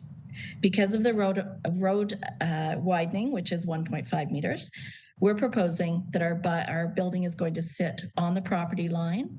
And as I said, we're having an encroachment agreement with the city to provide landscaping and benches so that we ensure that we're animating the street. This is the first variance, a 0 setback. The next variance is to permit the principal entrance to be on the east side of the building rather than at the front of the building. We believe that this location provides a more intuitive wayfinding design. The principal entrance is now adjacent to the drop-off rather than along Canon. We've provided pedestrian access up to Canon Street. Next slide. This variance is to permit parking within 1 meter of Ashley Street, so that's the street that's found on the west side, and to allow no planting strip at the pinch point where the angled parking spot is, and that's where the red circled plan is on the plan. This accommodates an existing bell box that we have to build around, but I want to note that there is landscaping beside the parking. We just have a pinch point that it measures no landscaping, so we need a variance. Next slide. This again relates to our road widening along Canon Street. We're asking for a variance to allow parking within 1 meter of Canon and a planting strip of 1 meter. As I said, the road widening has impacted our design at this location, but I want to assure you that screening is still being provided. So if you show the next slide, as part of site plan approval, we've had to do a landscape plan. So we want to assure the committee and the community that there is still landscaping being provided. This plan shows you along the perimeter, along the east and the south, there is landscaping. And if you follow up along Ashley Street, you can see there's plantings between the building and the street. I've mentioned the planting in front of the building itself, as well as the screening and trees that are proposed along the parking and Canon Street. Next slide, please. The last variance relates to parking. Based on this location, it's close to transit, and we know that there's a low rate of car ownership to the clients. We're comfortable that the parking is sufficient.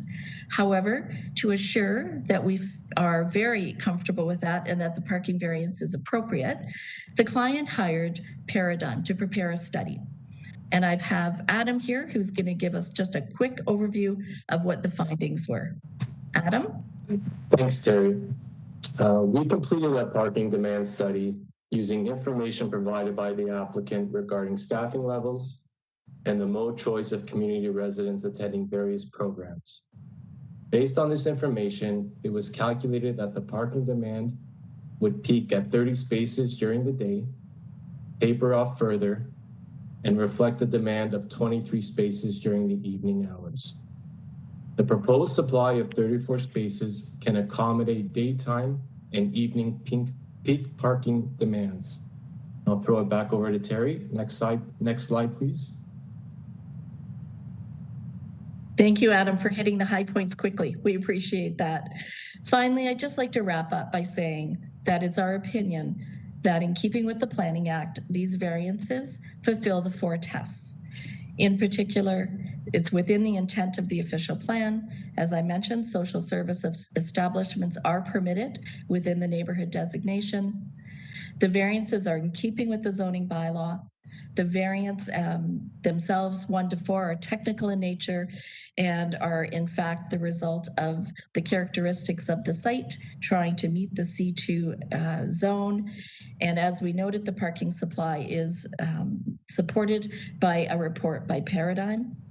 We believe that they are minor. It's our opinion that there will be no adverse impacts on the neighborhood as a result of these variances. And finally, are they desirable? Yes, we believe that this project for Hamilton Urban Core efficiently utilizes urban lands for community use in an accessible location within the city of Hamilton. As I noted, staff are recommending approval. We have a letter of support from the area councillor. Respectfully, we request approval of the variances and are more than happy to answer any questions you may have, or if we can assist in answering the community's questions. Thank you.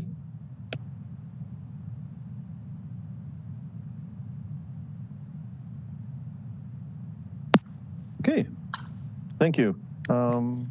Jamila, is there some interested citizens that want to speak? Yep. So we will hear from Fernando Ventelli, I believe has called in. So if you have called in and you're not able to speak, you'll just need to press, I believe, *9 or *6.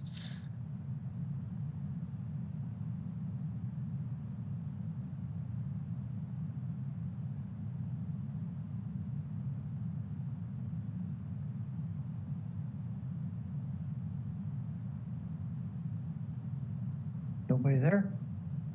I'm here. There we go. Okay, go ahead. Oh. Hello? Yes. Am I on? Yes, you are. Okay, my objection is this. First and foremost, you're going to have like mental people there. You have 2 schools. You have a high school and you have an elementary school. This neighborhood is already filled with homeless people, drug users. Every day I pick up needles in front of my house. I have a yard. I have homeless people sleeping there. I pick up condoms. I pick up bottles of whiskey. They're having sex. You having hookers all over this neighborhood, which I think is going to make it worse. Secondly, my property, the value of my property is going to go down. And I don't think this is a very good idea, having this core on Canon Street. Now you're saying that there's parking. The parking here is already congested. People are getting tickets because they have exceeded the limit. So what's going to happen when you're having 30 or 40 like parking spots? Who are these parking spots for? Is it for the community or is it for the core?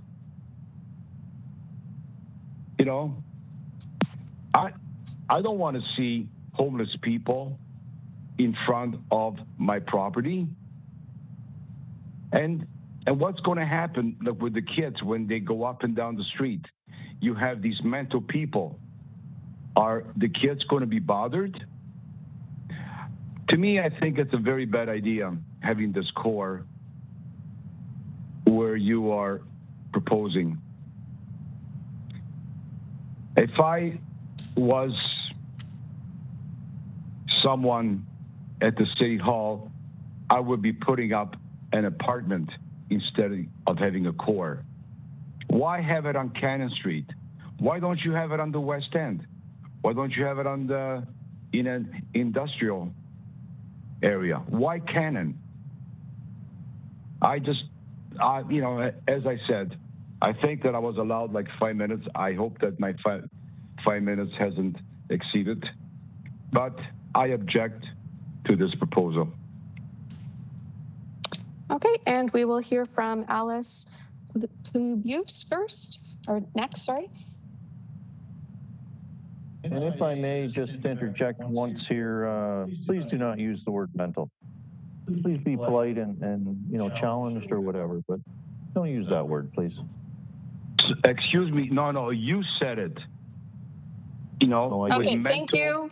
That was a comment from the chairman. We are moving on to the next interested party. I hope you can hear me. We can't hear you too well. Could you get a little closer to the mic? Yes, can you hear me now? It's a little better. That's good. Yeah, okay. So my name is Alice Plugbust, and I'm the Executive Director at Helping Hands Street Mission, which is located on Barton Street at Emerald. I'm also on the Barton BIA board and the chair at the Barton Service Providers Network, in addition to being connected with a number of other area service providers in various capacities. So the Barton Canon corridor includes neighborhoods such as the Gibson Lansdale neighborhood that 430 Canon is within, as well as adjacent neighborhoods such as Beasley, Keith, Stinson, and the Sherman Hub.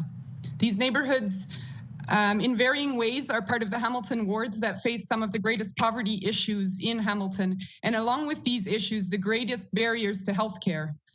Among these barriers are the impacts of social exclusion due to a variety of factors, including poverty and racism, all part of the picture of social determinants of health and their impacts. We see the impacts of these barriers on a day-to-day basis at Helping Hands Street Mission as we walk alongside community members dealing with incredible healthcare issues exacerbated by a variety of injustice concerns. At Helping Hands Street Mission, community members who face barriers to good health care together with other local service providers in and around Barton Village are celebrating the prospective move of the Hamilton Urban Core Community Health Centre to 430 Canon.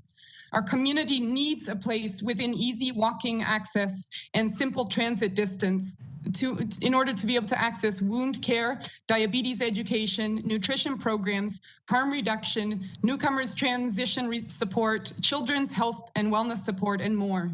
Many people in our community do not have the capacity to travel long distances to receive these types of services. And currently the main access point for healthcare is the Hamilton General Hospital, which comes with its own incredible barriers for service. We've been excited to hear about the plans about how this low barrier healthcare hub, where all people will have unobstructed access to the healthcare services they deserve in a spacious and beautifully built facility. Hamilton Urban Core Community Health Centre will provide opportunities for individuals and families to receive the lowered barrier access that they need, and allow this neighborhood in Hamilton to be a place where everyone, no matter their social or economic status, will be able to find personal flourishing, raise a child if that's what they choose, and age successfully. Thank you very much. Thank you for your Thank you. comments. And we will hear from Jeff Wingard next. Hi there, my name is Jeff Wingard. I appreciate the opportunity to speak to the committee today. I'm speaking in support of the variance. As background, I've worked in Hamilton on social and health policy issues for over 20 years. I'm currently the Senior Manager of Partnerships for the Greater Hamilton Health Network, which is Hamilton's Ontario health team. I've consulted on employment initiatives, economic development, poverty reduction, and affordable housing projects for the city, Mohawk College, and McMaster University. I'm the lead researcher for the Hamilton Community Foundation's Vital Signs project, which is a quality of life report that really looks at a range of issues concentrating on neighborhoods. I spent the first 10 years of my career working with the Urban Core. I was employed at the Social Planning Council. We did a lot of work together on trying to creatively address homelessness and the variety of health issues that face folks that access the Urban Core. Based on my experience, the Urban Core is a very important resource for our community. It addresses health needs and social needs for some of our community's most vulnerable residents. It's an incredible community asset in terms of service provision, partnerships, and innovative healthcare delivery. They provide the much needed programs in healthcare that will address many of the concerns I believe that some of the neighbors have spoken about today. They're a central piece to solving that puzzle rather than bringing the puzzle into the neighborhoods. We know from Code Red, I looked at up a quick report from several years ago around neighborhood health issues. And for both the surrounding neighborhoods, South Sherman and Lansdale, the health issues, the life expectancy for Lansdale is about 3 years shorter than the citywide average. Emergency room visits are about 30% higher than the community average for both neighborhoods. And the percentage of ER visitors with no family doctors is double the citywide average. We can pretty quickly see how a community resource like the Urban Core could actually contribute to solving some of these problems. The other thing I looked at was a recent article in The Spectator about COVID vaccinations. As of February 6th, I realize that's a while ago, but I think it's still pretty relevant. The lowest neighborhood in Hamilton for having boosters was that particular neighborhood that the Urban Core is headed into, should this be approved. Again, these are just examples of ways that this center can bring much needed help and planning and programs and resources into a community that really desperately needs it. In my opinion, we should be doing all we can to support the aims and the mission of the Urban Core to help these communities. I did want to speak quickly about the parking variance and just echo the earlier comments that by and large, the folks that are coming to the urban core are not drivers.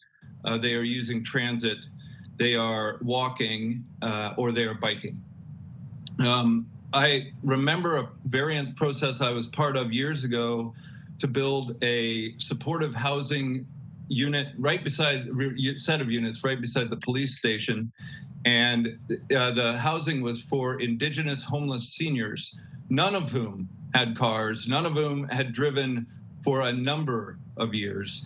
And we did actually have to go get a variance because the number of parking spaces required was way above what was needed and what we were able to provide. It was approved. The project was a great success, but it did make me remember that not all people are driving cars at all times. I'll just close by saying that, you know, I think we should really be supporting this application because the CHC is such a strong community asset that we should want in our neighborhoods and want in our community, and finding ways to support this development really is in our community's best interest and our neighborhood's best interest. So I would encourage the committee to approve the variance, and I would like to conclude by thanking the committee for the opportunity to present to you today. Thank you. And we did have one more person who had registered to speak, Brenda Duke, but I do not currently see them on the call. We received an email today, did we not, from Brenda Duke? Yes. Yes, we did. Okay, does the committee have some questions? I do. I do. Nancy? Hi, Terry. What a wonderful presentation. Thank you. Just regarding the planting strips or the lack of green space, can you just elaborate on that again so I'm clear? Would you like us to bring the plan back up again? Would that be helpful as I put Caitlin on the spot? Come on, Caitlin, roll it back. I was ready for you. And thank you, Nancy, for that. I appreciate that. So I'm happy to walk through the landscape quickly. So the variance, so there is that 1.5 meter widening. So we do have 2 street trees proposed, and then within the right of way, we actually have a few benches. So there's a bench by the Sorry, fence line. Caitlin, I don't think you're sharing your screen. Oh.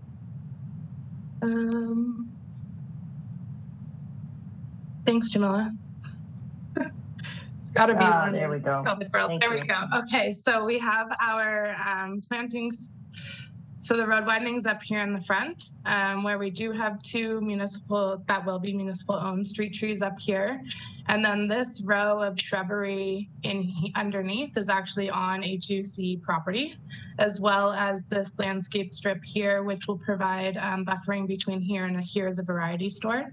And then in terms of the public realm, we do have benches located in the right of way, which are these brown marked rectangles here, as well as some seating around a table. And then again, here in the property line, we have some shrubbery and then another street tree on Ashley. So there is an existing street tree on Ashley that we have to replace, and this is its replacement. And then along the back, we have a small landscape strip. It isn't required by zoning, but we felt that it was necessary to provide a bit of a buffer between the public laneway and the parking here. And then if we do have some more seating around the building as well. Okay, that's good for me. Thank you. Great. Okay, and then I believe we had Laverne who wished to provide comments. Let me start by saying I am not opposed to this. I think it'd be good for the community. I think I heard a comment made that we could put an apartment building in here. If we put an apartment building in there and moved a bunch of residents into the apartment, we could add problems to what we've already got. But I do have a concern. There is an area there that was previously a gasoline station, and I understand that the gas tanks were taken out. My question would be, has the soil been tested to make sure it is not contaminated?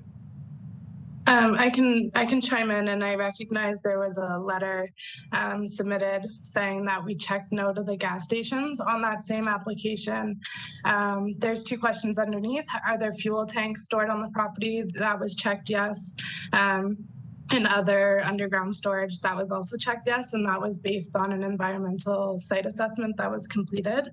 And then subsequent to that, a record of site condition has been completed, although not required for this use through the Planning Act. It was required for the Ministry of Health purposes for funding. So yes, the 430 portion of the site has been remediated. Thank you. My other concern is just to the east of that, there is a Volvo dealership.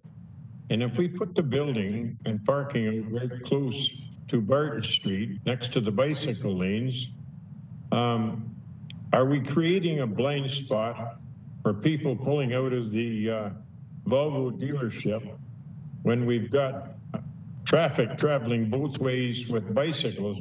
I know Barton Street Canon Street is a one-way street, but would we be creating a problem for any bicycle traffic that is coming across there? I'm also happy to jump in and clarify that as well. I'm just going to share my screen. So actually we have amended the application through the process, Laverne, to actually include that Volvo dealership, 436 Canon. So that dealership will actually be no more once HUC completes their site plan and building. So this right here is that Volvo dealership that will also be included in this development. Okay, I have one final comment. I would like to make approval of this because I think it's a very worthwhile option for this area, and it'll help a lot of people out, and it's not a deterrent to the area. Thank you. Do we have a seconder? Me. David? All in favor? Yes. Opposed? Seeing none? Seeing none, motion carried, application approved. Thank you, everyone. Thank you very much. Okay, and we are all set for the next file. So we are hearing GLA 2256 for 1230 Woodburn Road in Glenbrook. We have the agent registered to speak and no other interested parties. Okay, is the agent available? Yes. Did you have a chance to read the comments that were posted? Yes, I did, sir. And do you have any questions? None at all. Okay, committee have any questions? Yes, I visited the property and the building's putting up, the lot is quite a good size. The building's putting up is exactly the same as the one the next door neighbor's got, so I would move to approve. Anyone else have any questions before I accept the motion? Seeing none? Question, sorry, just I'm slow on that. Just Seconder? regarding the condition. Yep. Do I need to understand what that means?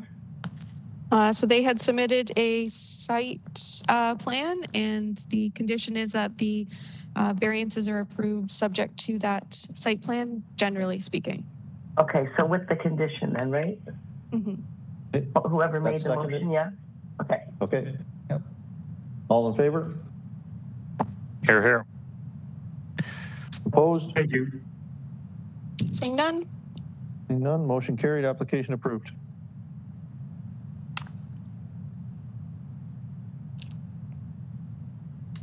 Right, and we are all set for the next file. We are hearing SCA 2258 for 339 50 Road in Stoney Creek. We have the agent registered to speak and Councillor Pearson and no other interested parties. Okay, is the agent available? Good afternoon, members of the committee. Yes, Matt Johnston, registered professional planner with Urban Solutions. Yes, Matt, did you have a chance to read the comments that were posted? I have, and with the recommendation made by staff, I wouldn't mind going through a brief outline of a presentation. We are looking for the committee to proceed today with hopefully a positive decision. And if you're ready to do that now, I can hold back, but I'm also happy to proceed with a short presentation. So the recommendation was this one was not here before? No. Was this here before a while ago? There was a very similar application a little while ago, sir. Okay, this sounds familiar. Yeah. Okay. So we will make a decision on this application then for you for today? Yes, please. Okay. Go ahead. All right, I'm sharing my screen now.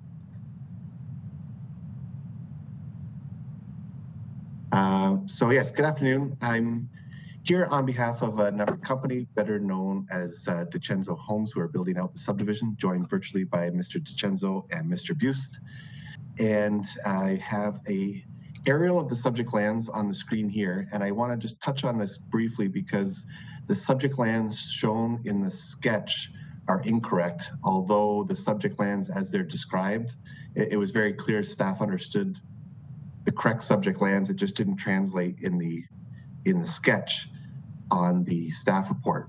And that's what I have here on slide number 2. Slide 2 here shows the subject lands on the left-hand side in the staff report being actually south of those that are subject to this application. On the right-hand side of the screen, we have the hatched area in red, and that represents the subject land. So that might have caused a little bit of confusion for those members as they were reviewing the staff report. Moving on from there, we do have a parcel within a registered plan of subdivision, predominantly comprised of block 18, but you can see also slivers of block 9 and block 15. And therein lies the start of why we're here today to deal with some of these variances. The lands are within the Fruitland Winona secondary plan, low density residential free. So there are no issues in terms of land use or density. That was previously adjusted through a site-specific amendment passed by council on July 17th, 2020. It was at that time that the concept plan triggering these variances was first digested by staff. Here we have a map illustrating the current existing zoning. And what's important to highlight here is we have 3 zones on the subject lands, and that's what we're trying to correct today. So we have an RM3 exception 49, an RM2 exception 37, and an RM2 exception 38. And what we're really looking to do is just rectify that and apply the RM349 that applies to the vast majority of the lands to those remnant slivers. That is a little more clearly viewable on this image here. So again, everything in red is RM349, and we're just really asking that those be applied to the lands in blue and the lands in yellow. So with that basis, we have the string of amendments that are before you.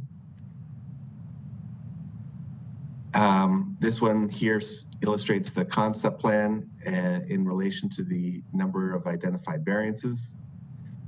And to Mr. Dudzik point earlier in the hearing, this is very similar to what we did a stone's throw away in the very same M plan, this very same plan of subdivision over at 40 Zinfandel in, it's a 2017 file number, but ruled on in 2018, where again, you see a similar scenario where we have the majority of the lands in the RM348, and the committee supported pushing that envelope, that zone boundary through these variances. That decision is on the screen here in comparison to today's application. So again, the 2017 submission on the left, you can see reads very similar. The regulations of the RM348 shall be applied, et cetera, to those shown to occur within the RM2-38 zone. And then that reads very similar to what we're doing here over at 34750 Road. So with that in mind, we're asking the committee to proceed today. We appreciate that staff are suggesting it may be premature to allow some things to flush out, but it was important for us to really set the stage and ensure that the RM 349 applies to the whole lands before we get too much further down the road. Yes, down the road, there is a small chance that additional variances could be identified. We appreciate that, we understand that, and if we need to, we'll be happy to come back and present the merits of that variance should it be required. So in conclusion, we are asking for committee support. We do believe that the 4 tests are satisfied.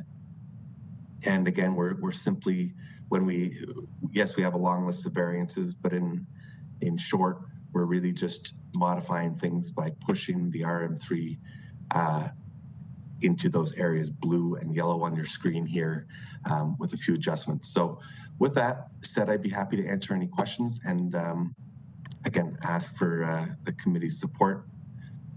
Thank you. So Matt, I have a question. So the highlighted part that we have on our application, the 339, the property that you had highlighted in red is north of 339, is that right? That's correct. You can see it on the sketch, but it was just incorrectly identified. So just in the comments package, the notice that was circulated was shown correctly. Okay, so the comments from planning are on the property that you're talking about? Yeah, not it was on 339? just a mapping error, that's correct. Okay. That's right. Okay, councilors available to speak? Yeah, thank you, Mr. Chairman, and thank you, Matt. I did speak to Matt earlier today because I reviewed the report as well, and I wanted the clarification because I was trying to follow a bouncing ball on this. I have no concerns with it. I understand. I think what staff may be concerned is that there may be a need for further variances going forward, and the applicant has advised that their client is more than willing to accept that responsibility and need if that has to go forward with further variances in the future. So I have no issue with this. I think it cleans up the property lines. Thank you. Okay. Committee have any questions? I have Laverne and then Margaret. First of all, I think Matt has a pretty good track record with this committee, and he made a comment that if there was a further variance on down the road, that it would be looked after. I don't see a problem with what he's asking for, and at the appropriate time, I'll throw it in this way, I would make a motion to approve. Thank you. Thank you. Okay, and we had Margaret with a question or comment. I had a question for staff. I wouldn't mind hearing from staff which of the variances you're most concerned with. The one that jumps out at me is the maximum density variance. But what in particular are you concerned about if we approve this before the site plan is given conditional approval? Do we have staff? Yep, through the chair to the committee. Staff is concerned with one, more minor variances being found through the site plan process. So we thought it would be better if the applicant waited until the first round of circulations are done. I believe the applicant just submitted their site plan application, so it is premature to be sure that there won't be any more minor variances. And a variance one also, staff is in the opinion that a zoning bylaw amendment is more appropriate for this type of variance. It shouldn't be a variance, it should be a zoning bylaw amendment. So what would be the issues that would change if it went, Like, what is the difference between the different zones? Is it the density? Is it the setback? It's the setbacks that are mostly the difference between the zones. So fairly minor. And so your biggest concern is that there might be more variances, not exactly. Not that you don't agree with some of the changes. Okay, thank you. I believe I have David with a question or comment. You're just muted. You'll have to unmute yourself. Yeah. Yeah, I believe there probably will be more variances, but you know, it is what it is. So I would second Burns' motion for approval. Okay. If there's no more questions, I will accept the motion. Okay. Accept the motion, and David seconded. All in favor? Here, here. Opposed? Seeing none. Motion carried. Application approved. Thank you. Thank you, everyone. Enjoy the last few items and have a great day. Bye now. And we're all set for the next items. We're hearing DNA 2265 for 16 Hillsdale Court in Dundas. We have the agent registered to speak and no other interested parties. Okay, is the agent available? I am. It's Pete from Park 8. You saw me earlier. I've had a moment to. I've had time to review all the comments and no comment. Perfect. I'm going to make a motion for approval if nobody has a question. Okay. Second it. David? All in Second favor? it. Yep. Opposed? Thank you. Seeing none. Seeing none, motion carried. Application approved. Thank you. Have a great day. And we're all set for the next item. We're hearing ANA 2272 for 1530 Jerseyville Road West in Ancaster. We have the owner registered to speak and no other interested parties. Okay, is the owner available? Yes, the owner is here. Hello, it's Leo Vin from 1530 Jerseyville Road West. Yes. Did you have a chance to read the comments that were posted? Yes, we did. And I did notice the recommendation is to table it. Would you like to table it, or would you like it to be heard? I would like it to be heard. One of the concerns that was brought to our attention, and we didn't realize it, that we should have made it known that we will be willing to take down the little barn that's existing. But we didn't make that aware. And another concern that was addressed to us was some of the trees in the back, but that must be an older shop because that whole area, all the old pine trees that were planted years ago have died off. And there were also some ash trees that died off. So we've slowly cleaned that up with different campfires and this and that. So the area is all open. So.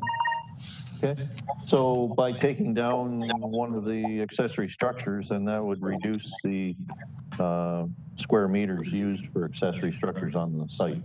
Yes, correct. But it still doesn't give us quite enough. But that's all we have that can really come down is that old little barn. Okay, it gets you closer anyway. Correct, yes. Okay, Melvin, you have a question? Yeah, to the city staff, if you are happy if they take down the 15 by 20 old building, and that would be closer. If you are, I mean, I'm willing to move it. Through the chair, this is Morgan from the roll team. We've spoken with Natural Heritage staff, and Natural Heritage staff are of the opinion that they would just want some more clarity in regards to how this accessory structure may potentially affect the trees in this heavily wooded area. I can see from aerial imagery that there is kind of an empty pocket, but Natural Heritage just wanted a little bit more clarification that no trees will be affected. If those trees are dying and are dead, and they're cleaning them up, would that make a big difference as long as they leave the good ones there? I don't want to speak for Natural Heritage staff, but I believe if they wanted, well, natural heritage staff made a note that if the building were to stay in the wooded area, they would want a tree protection plan. Okay, I'm willing to move it to accept the application with tearing down the building and confirming with Heritage that both the trees would be okay. Okay, so that was, just for clarity, that was removing the structure that is identified as the workshop, 15 by 20 on the sketch that was submitted with the notice. Yep. And confirmation with the Heritage, or not with the Heritage, with the Conservation Authority about the trees, or the tree bylaw, whatever it is. Natural. Sorry, natural heritage? Yep. Okay, yep. Thank you.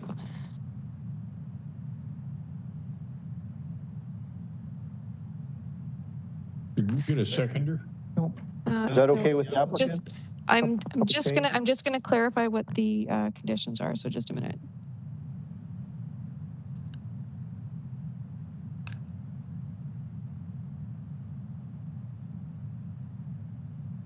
Okay, so the motion. No problem with it.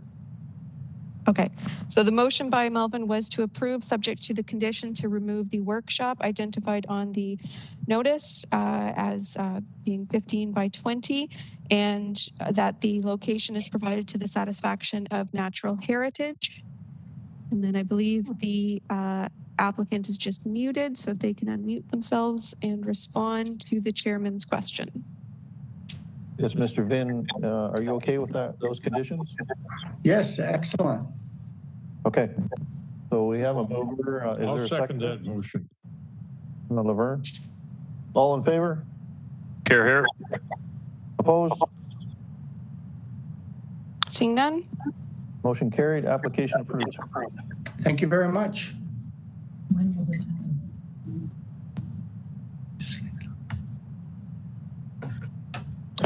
Okay, and we're all set for the next file. We are hearing SCB 21-120 for 1130 Ridge Road in Stoney Creek. We have the agent registered to speak and no other interested parties. Okay, is the agent available? Yes. Yep, we are available. Yes. Yes, did you have a chance to read the comments that were posted? Yes, we did. I see the recommendation is for denial. Did you want to table this again? Oh, absolutely. Or? Yes, I would love to. Okay. Huh? No, we would like to proceed. Yeah, we'd like to proceed, actually. Like to proceed? Okay. Yeah. Okay. So go ahead and state your case. I do read the file, and the application is against the provincial policy statement, the Greenbelt Plan, the Hamilton zoning bylaw, the 05200. So I guess it's up to you to convince us that this is a doable thing. Oh, absolutely. May I start it? You guys okay? Yes, floor is yours. Okay, so that property was bought, how many years? 7-8 years ago. And we gone through the process for the building permit. We dealt mostly with the Niagara Peninsula Conservation Authority at that time. They were most concerned about it. And the property was built. And the owner of the property, which is right here, Joe Fabia, recently in the last 3 years lost the wife to the tragic accident. And whatever he built, it's way too big for him to have it and maintain it. Also, he had a wonderful relationship with the Niagara Conservation Authority, Peninsula Authority. They even, if you look at the sketch that was put with the file, show enormous pond that he built it, actually Niagara Peninsula built it. And it was also with the arrangement with the Ducks Incorporated, you know, for the species of the ducks and stuff to be. So when it comes to the agricultural land, and especially crop, I've been in the business for 35 years and doing this more than that. I really don't understand how that suddenly become a specialty crop. If anybody of you explain me what's actually specialty crop, I would really, really love to know that. And also, I want to say these days, these farmers up there, there's no money into the farming anymore. These lands, they're very too small, and it's not worth it money-wise to be farmed. So that's another reason is he's trying to keep the big piece of land, put a little house, whatever he needs for him, and sell this big property, big house, and which is really hard for him by himself to maintain it and use it. So there's no point of it. And most of the time, the rest of the land is always built up by Niagara Peninsula Conservation Authority and the Ducks Incorporated. So that's the reason why we want to do it. There's no reason. Just keep a nice and clean land, because like I said, nobody will farm this little piece of land anymore. There's no farmer that will come. It's not worth it for them today, industry, the money-wise and everything. So that's what we're doing this, and trying to preserve everything to look nice, maintain it, instead of just growing weeds and those kind of things. And like I said, this area has been really looked after the Niagara Peninsula Conservation Authority, and they are the one they came and dig the pond and put this big pond so the water could be maintained from the rest of the lands around it, and give a chance for the wildlife. Okay. Sorry, could I just get your name for the record? Yep, my name is I don't think you're Darko. Juliana. Yeah, Juliana is right here. I'm a Darko Jacobina. Okay, thank Part you. owner of the Berridge Granky Land Surveying Engineering Division of GeoMaple. Okay, committee have any questions? I have Melvin. Yeah, I know the property, and first of all, it's classified as agricultural land. Do you have a farm registration number? Sorry? Do you have a farm registration number? No. I'm sorry the situation you're in, but I got to look at this underneath the agriculture, the farm situation. And under them circumstances, you're not able to sever a lot without a farm registration number to start with. And you haven't got enough land to qualify for, to have two different, under the farm. So I'm really not in favor of this. So, I mean, I'm ready to deny it myself. I mean, eventually, guys, there's a Ontario Municipality Board that we're gonna go. So if you want us to spend more money, we'll do that. So I'm trying to achieve something really nicely over here. And we are over here to help the public. This land is useless. As you know, you wouldn't come and farm this land because you will lose the money.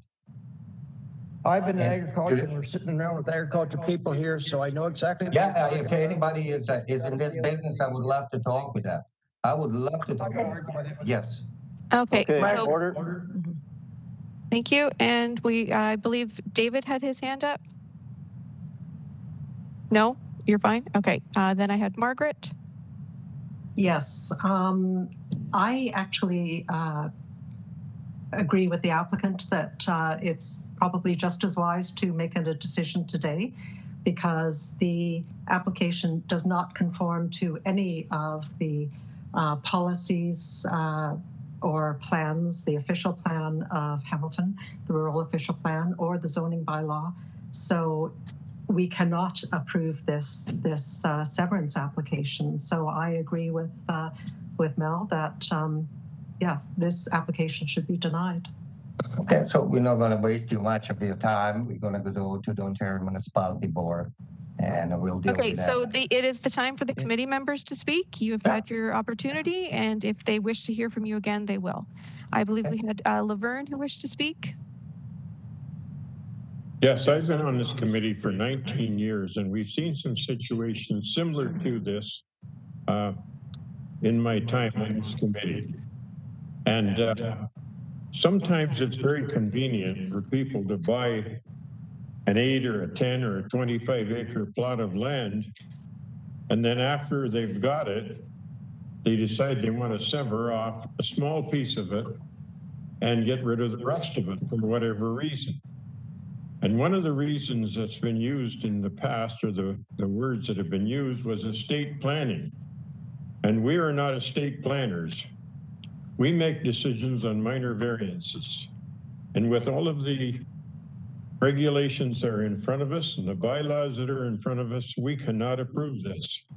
You can fault us if you want to. However, our hands are tied and we have to make the right decision. And the decision is to deny this. Thank you.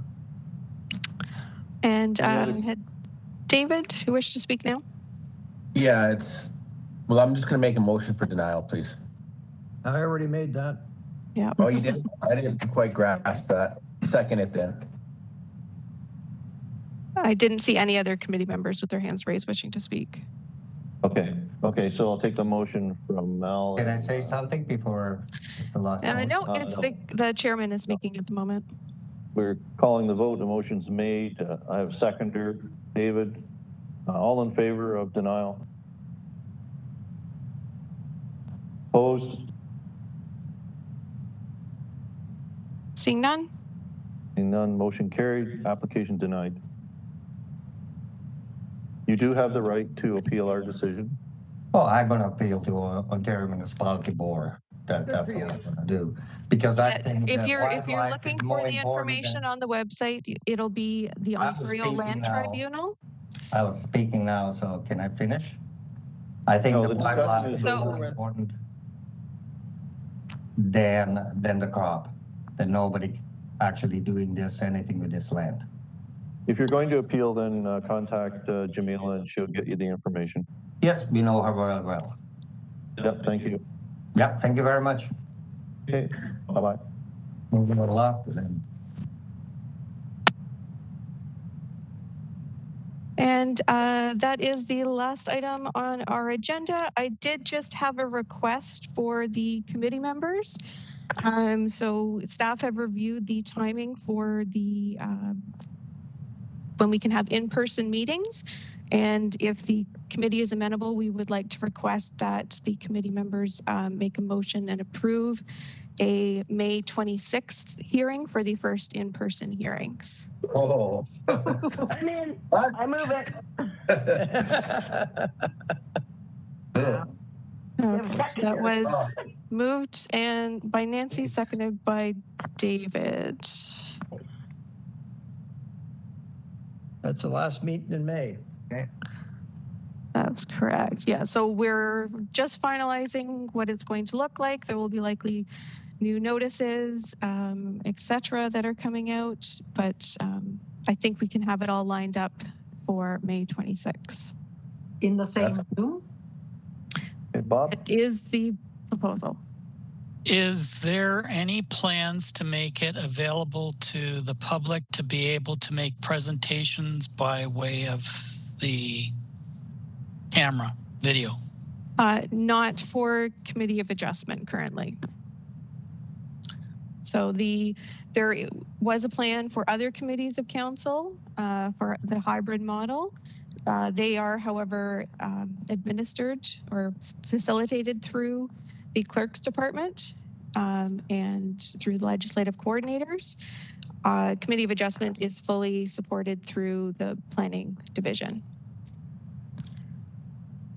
It just seems a shame, like you're certainly losing opportunity for public input by reducing it. We've done it now for an extended period of time. Yeah. And I can't imagine everybody wanting to designate that way, but it would make some sense that people that are working can come and sit down on their computer and, while they're working, and then be able to speak when their item comes up. So the room that we would use is not currently set up to facilitate hybrid meetings, and Committee of Adjustment staff do not currently have the amount of staff we would need if that was the request of the committee members. Should stay the way we Hey, you never know. There could be another lockdown before then anyways, and we're back to this. So we'll see what happens. So can I do a motion to adjourn so I can go on? Yes. Yes.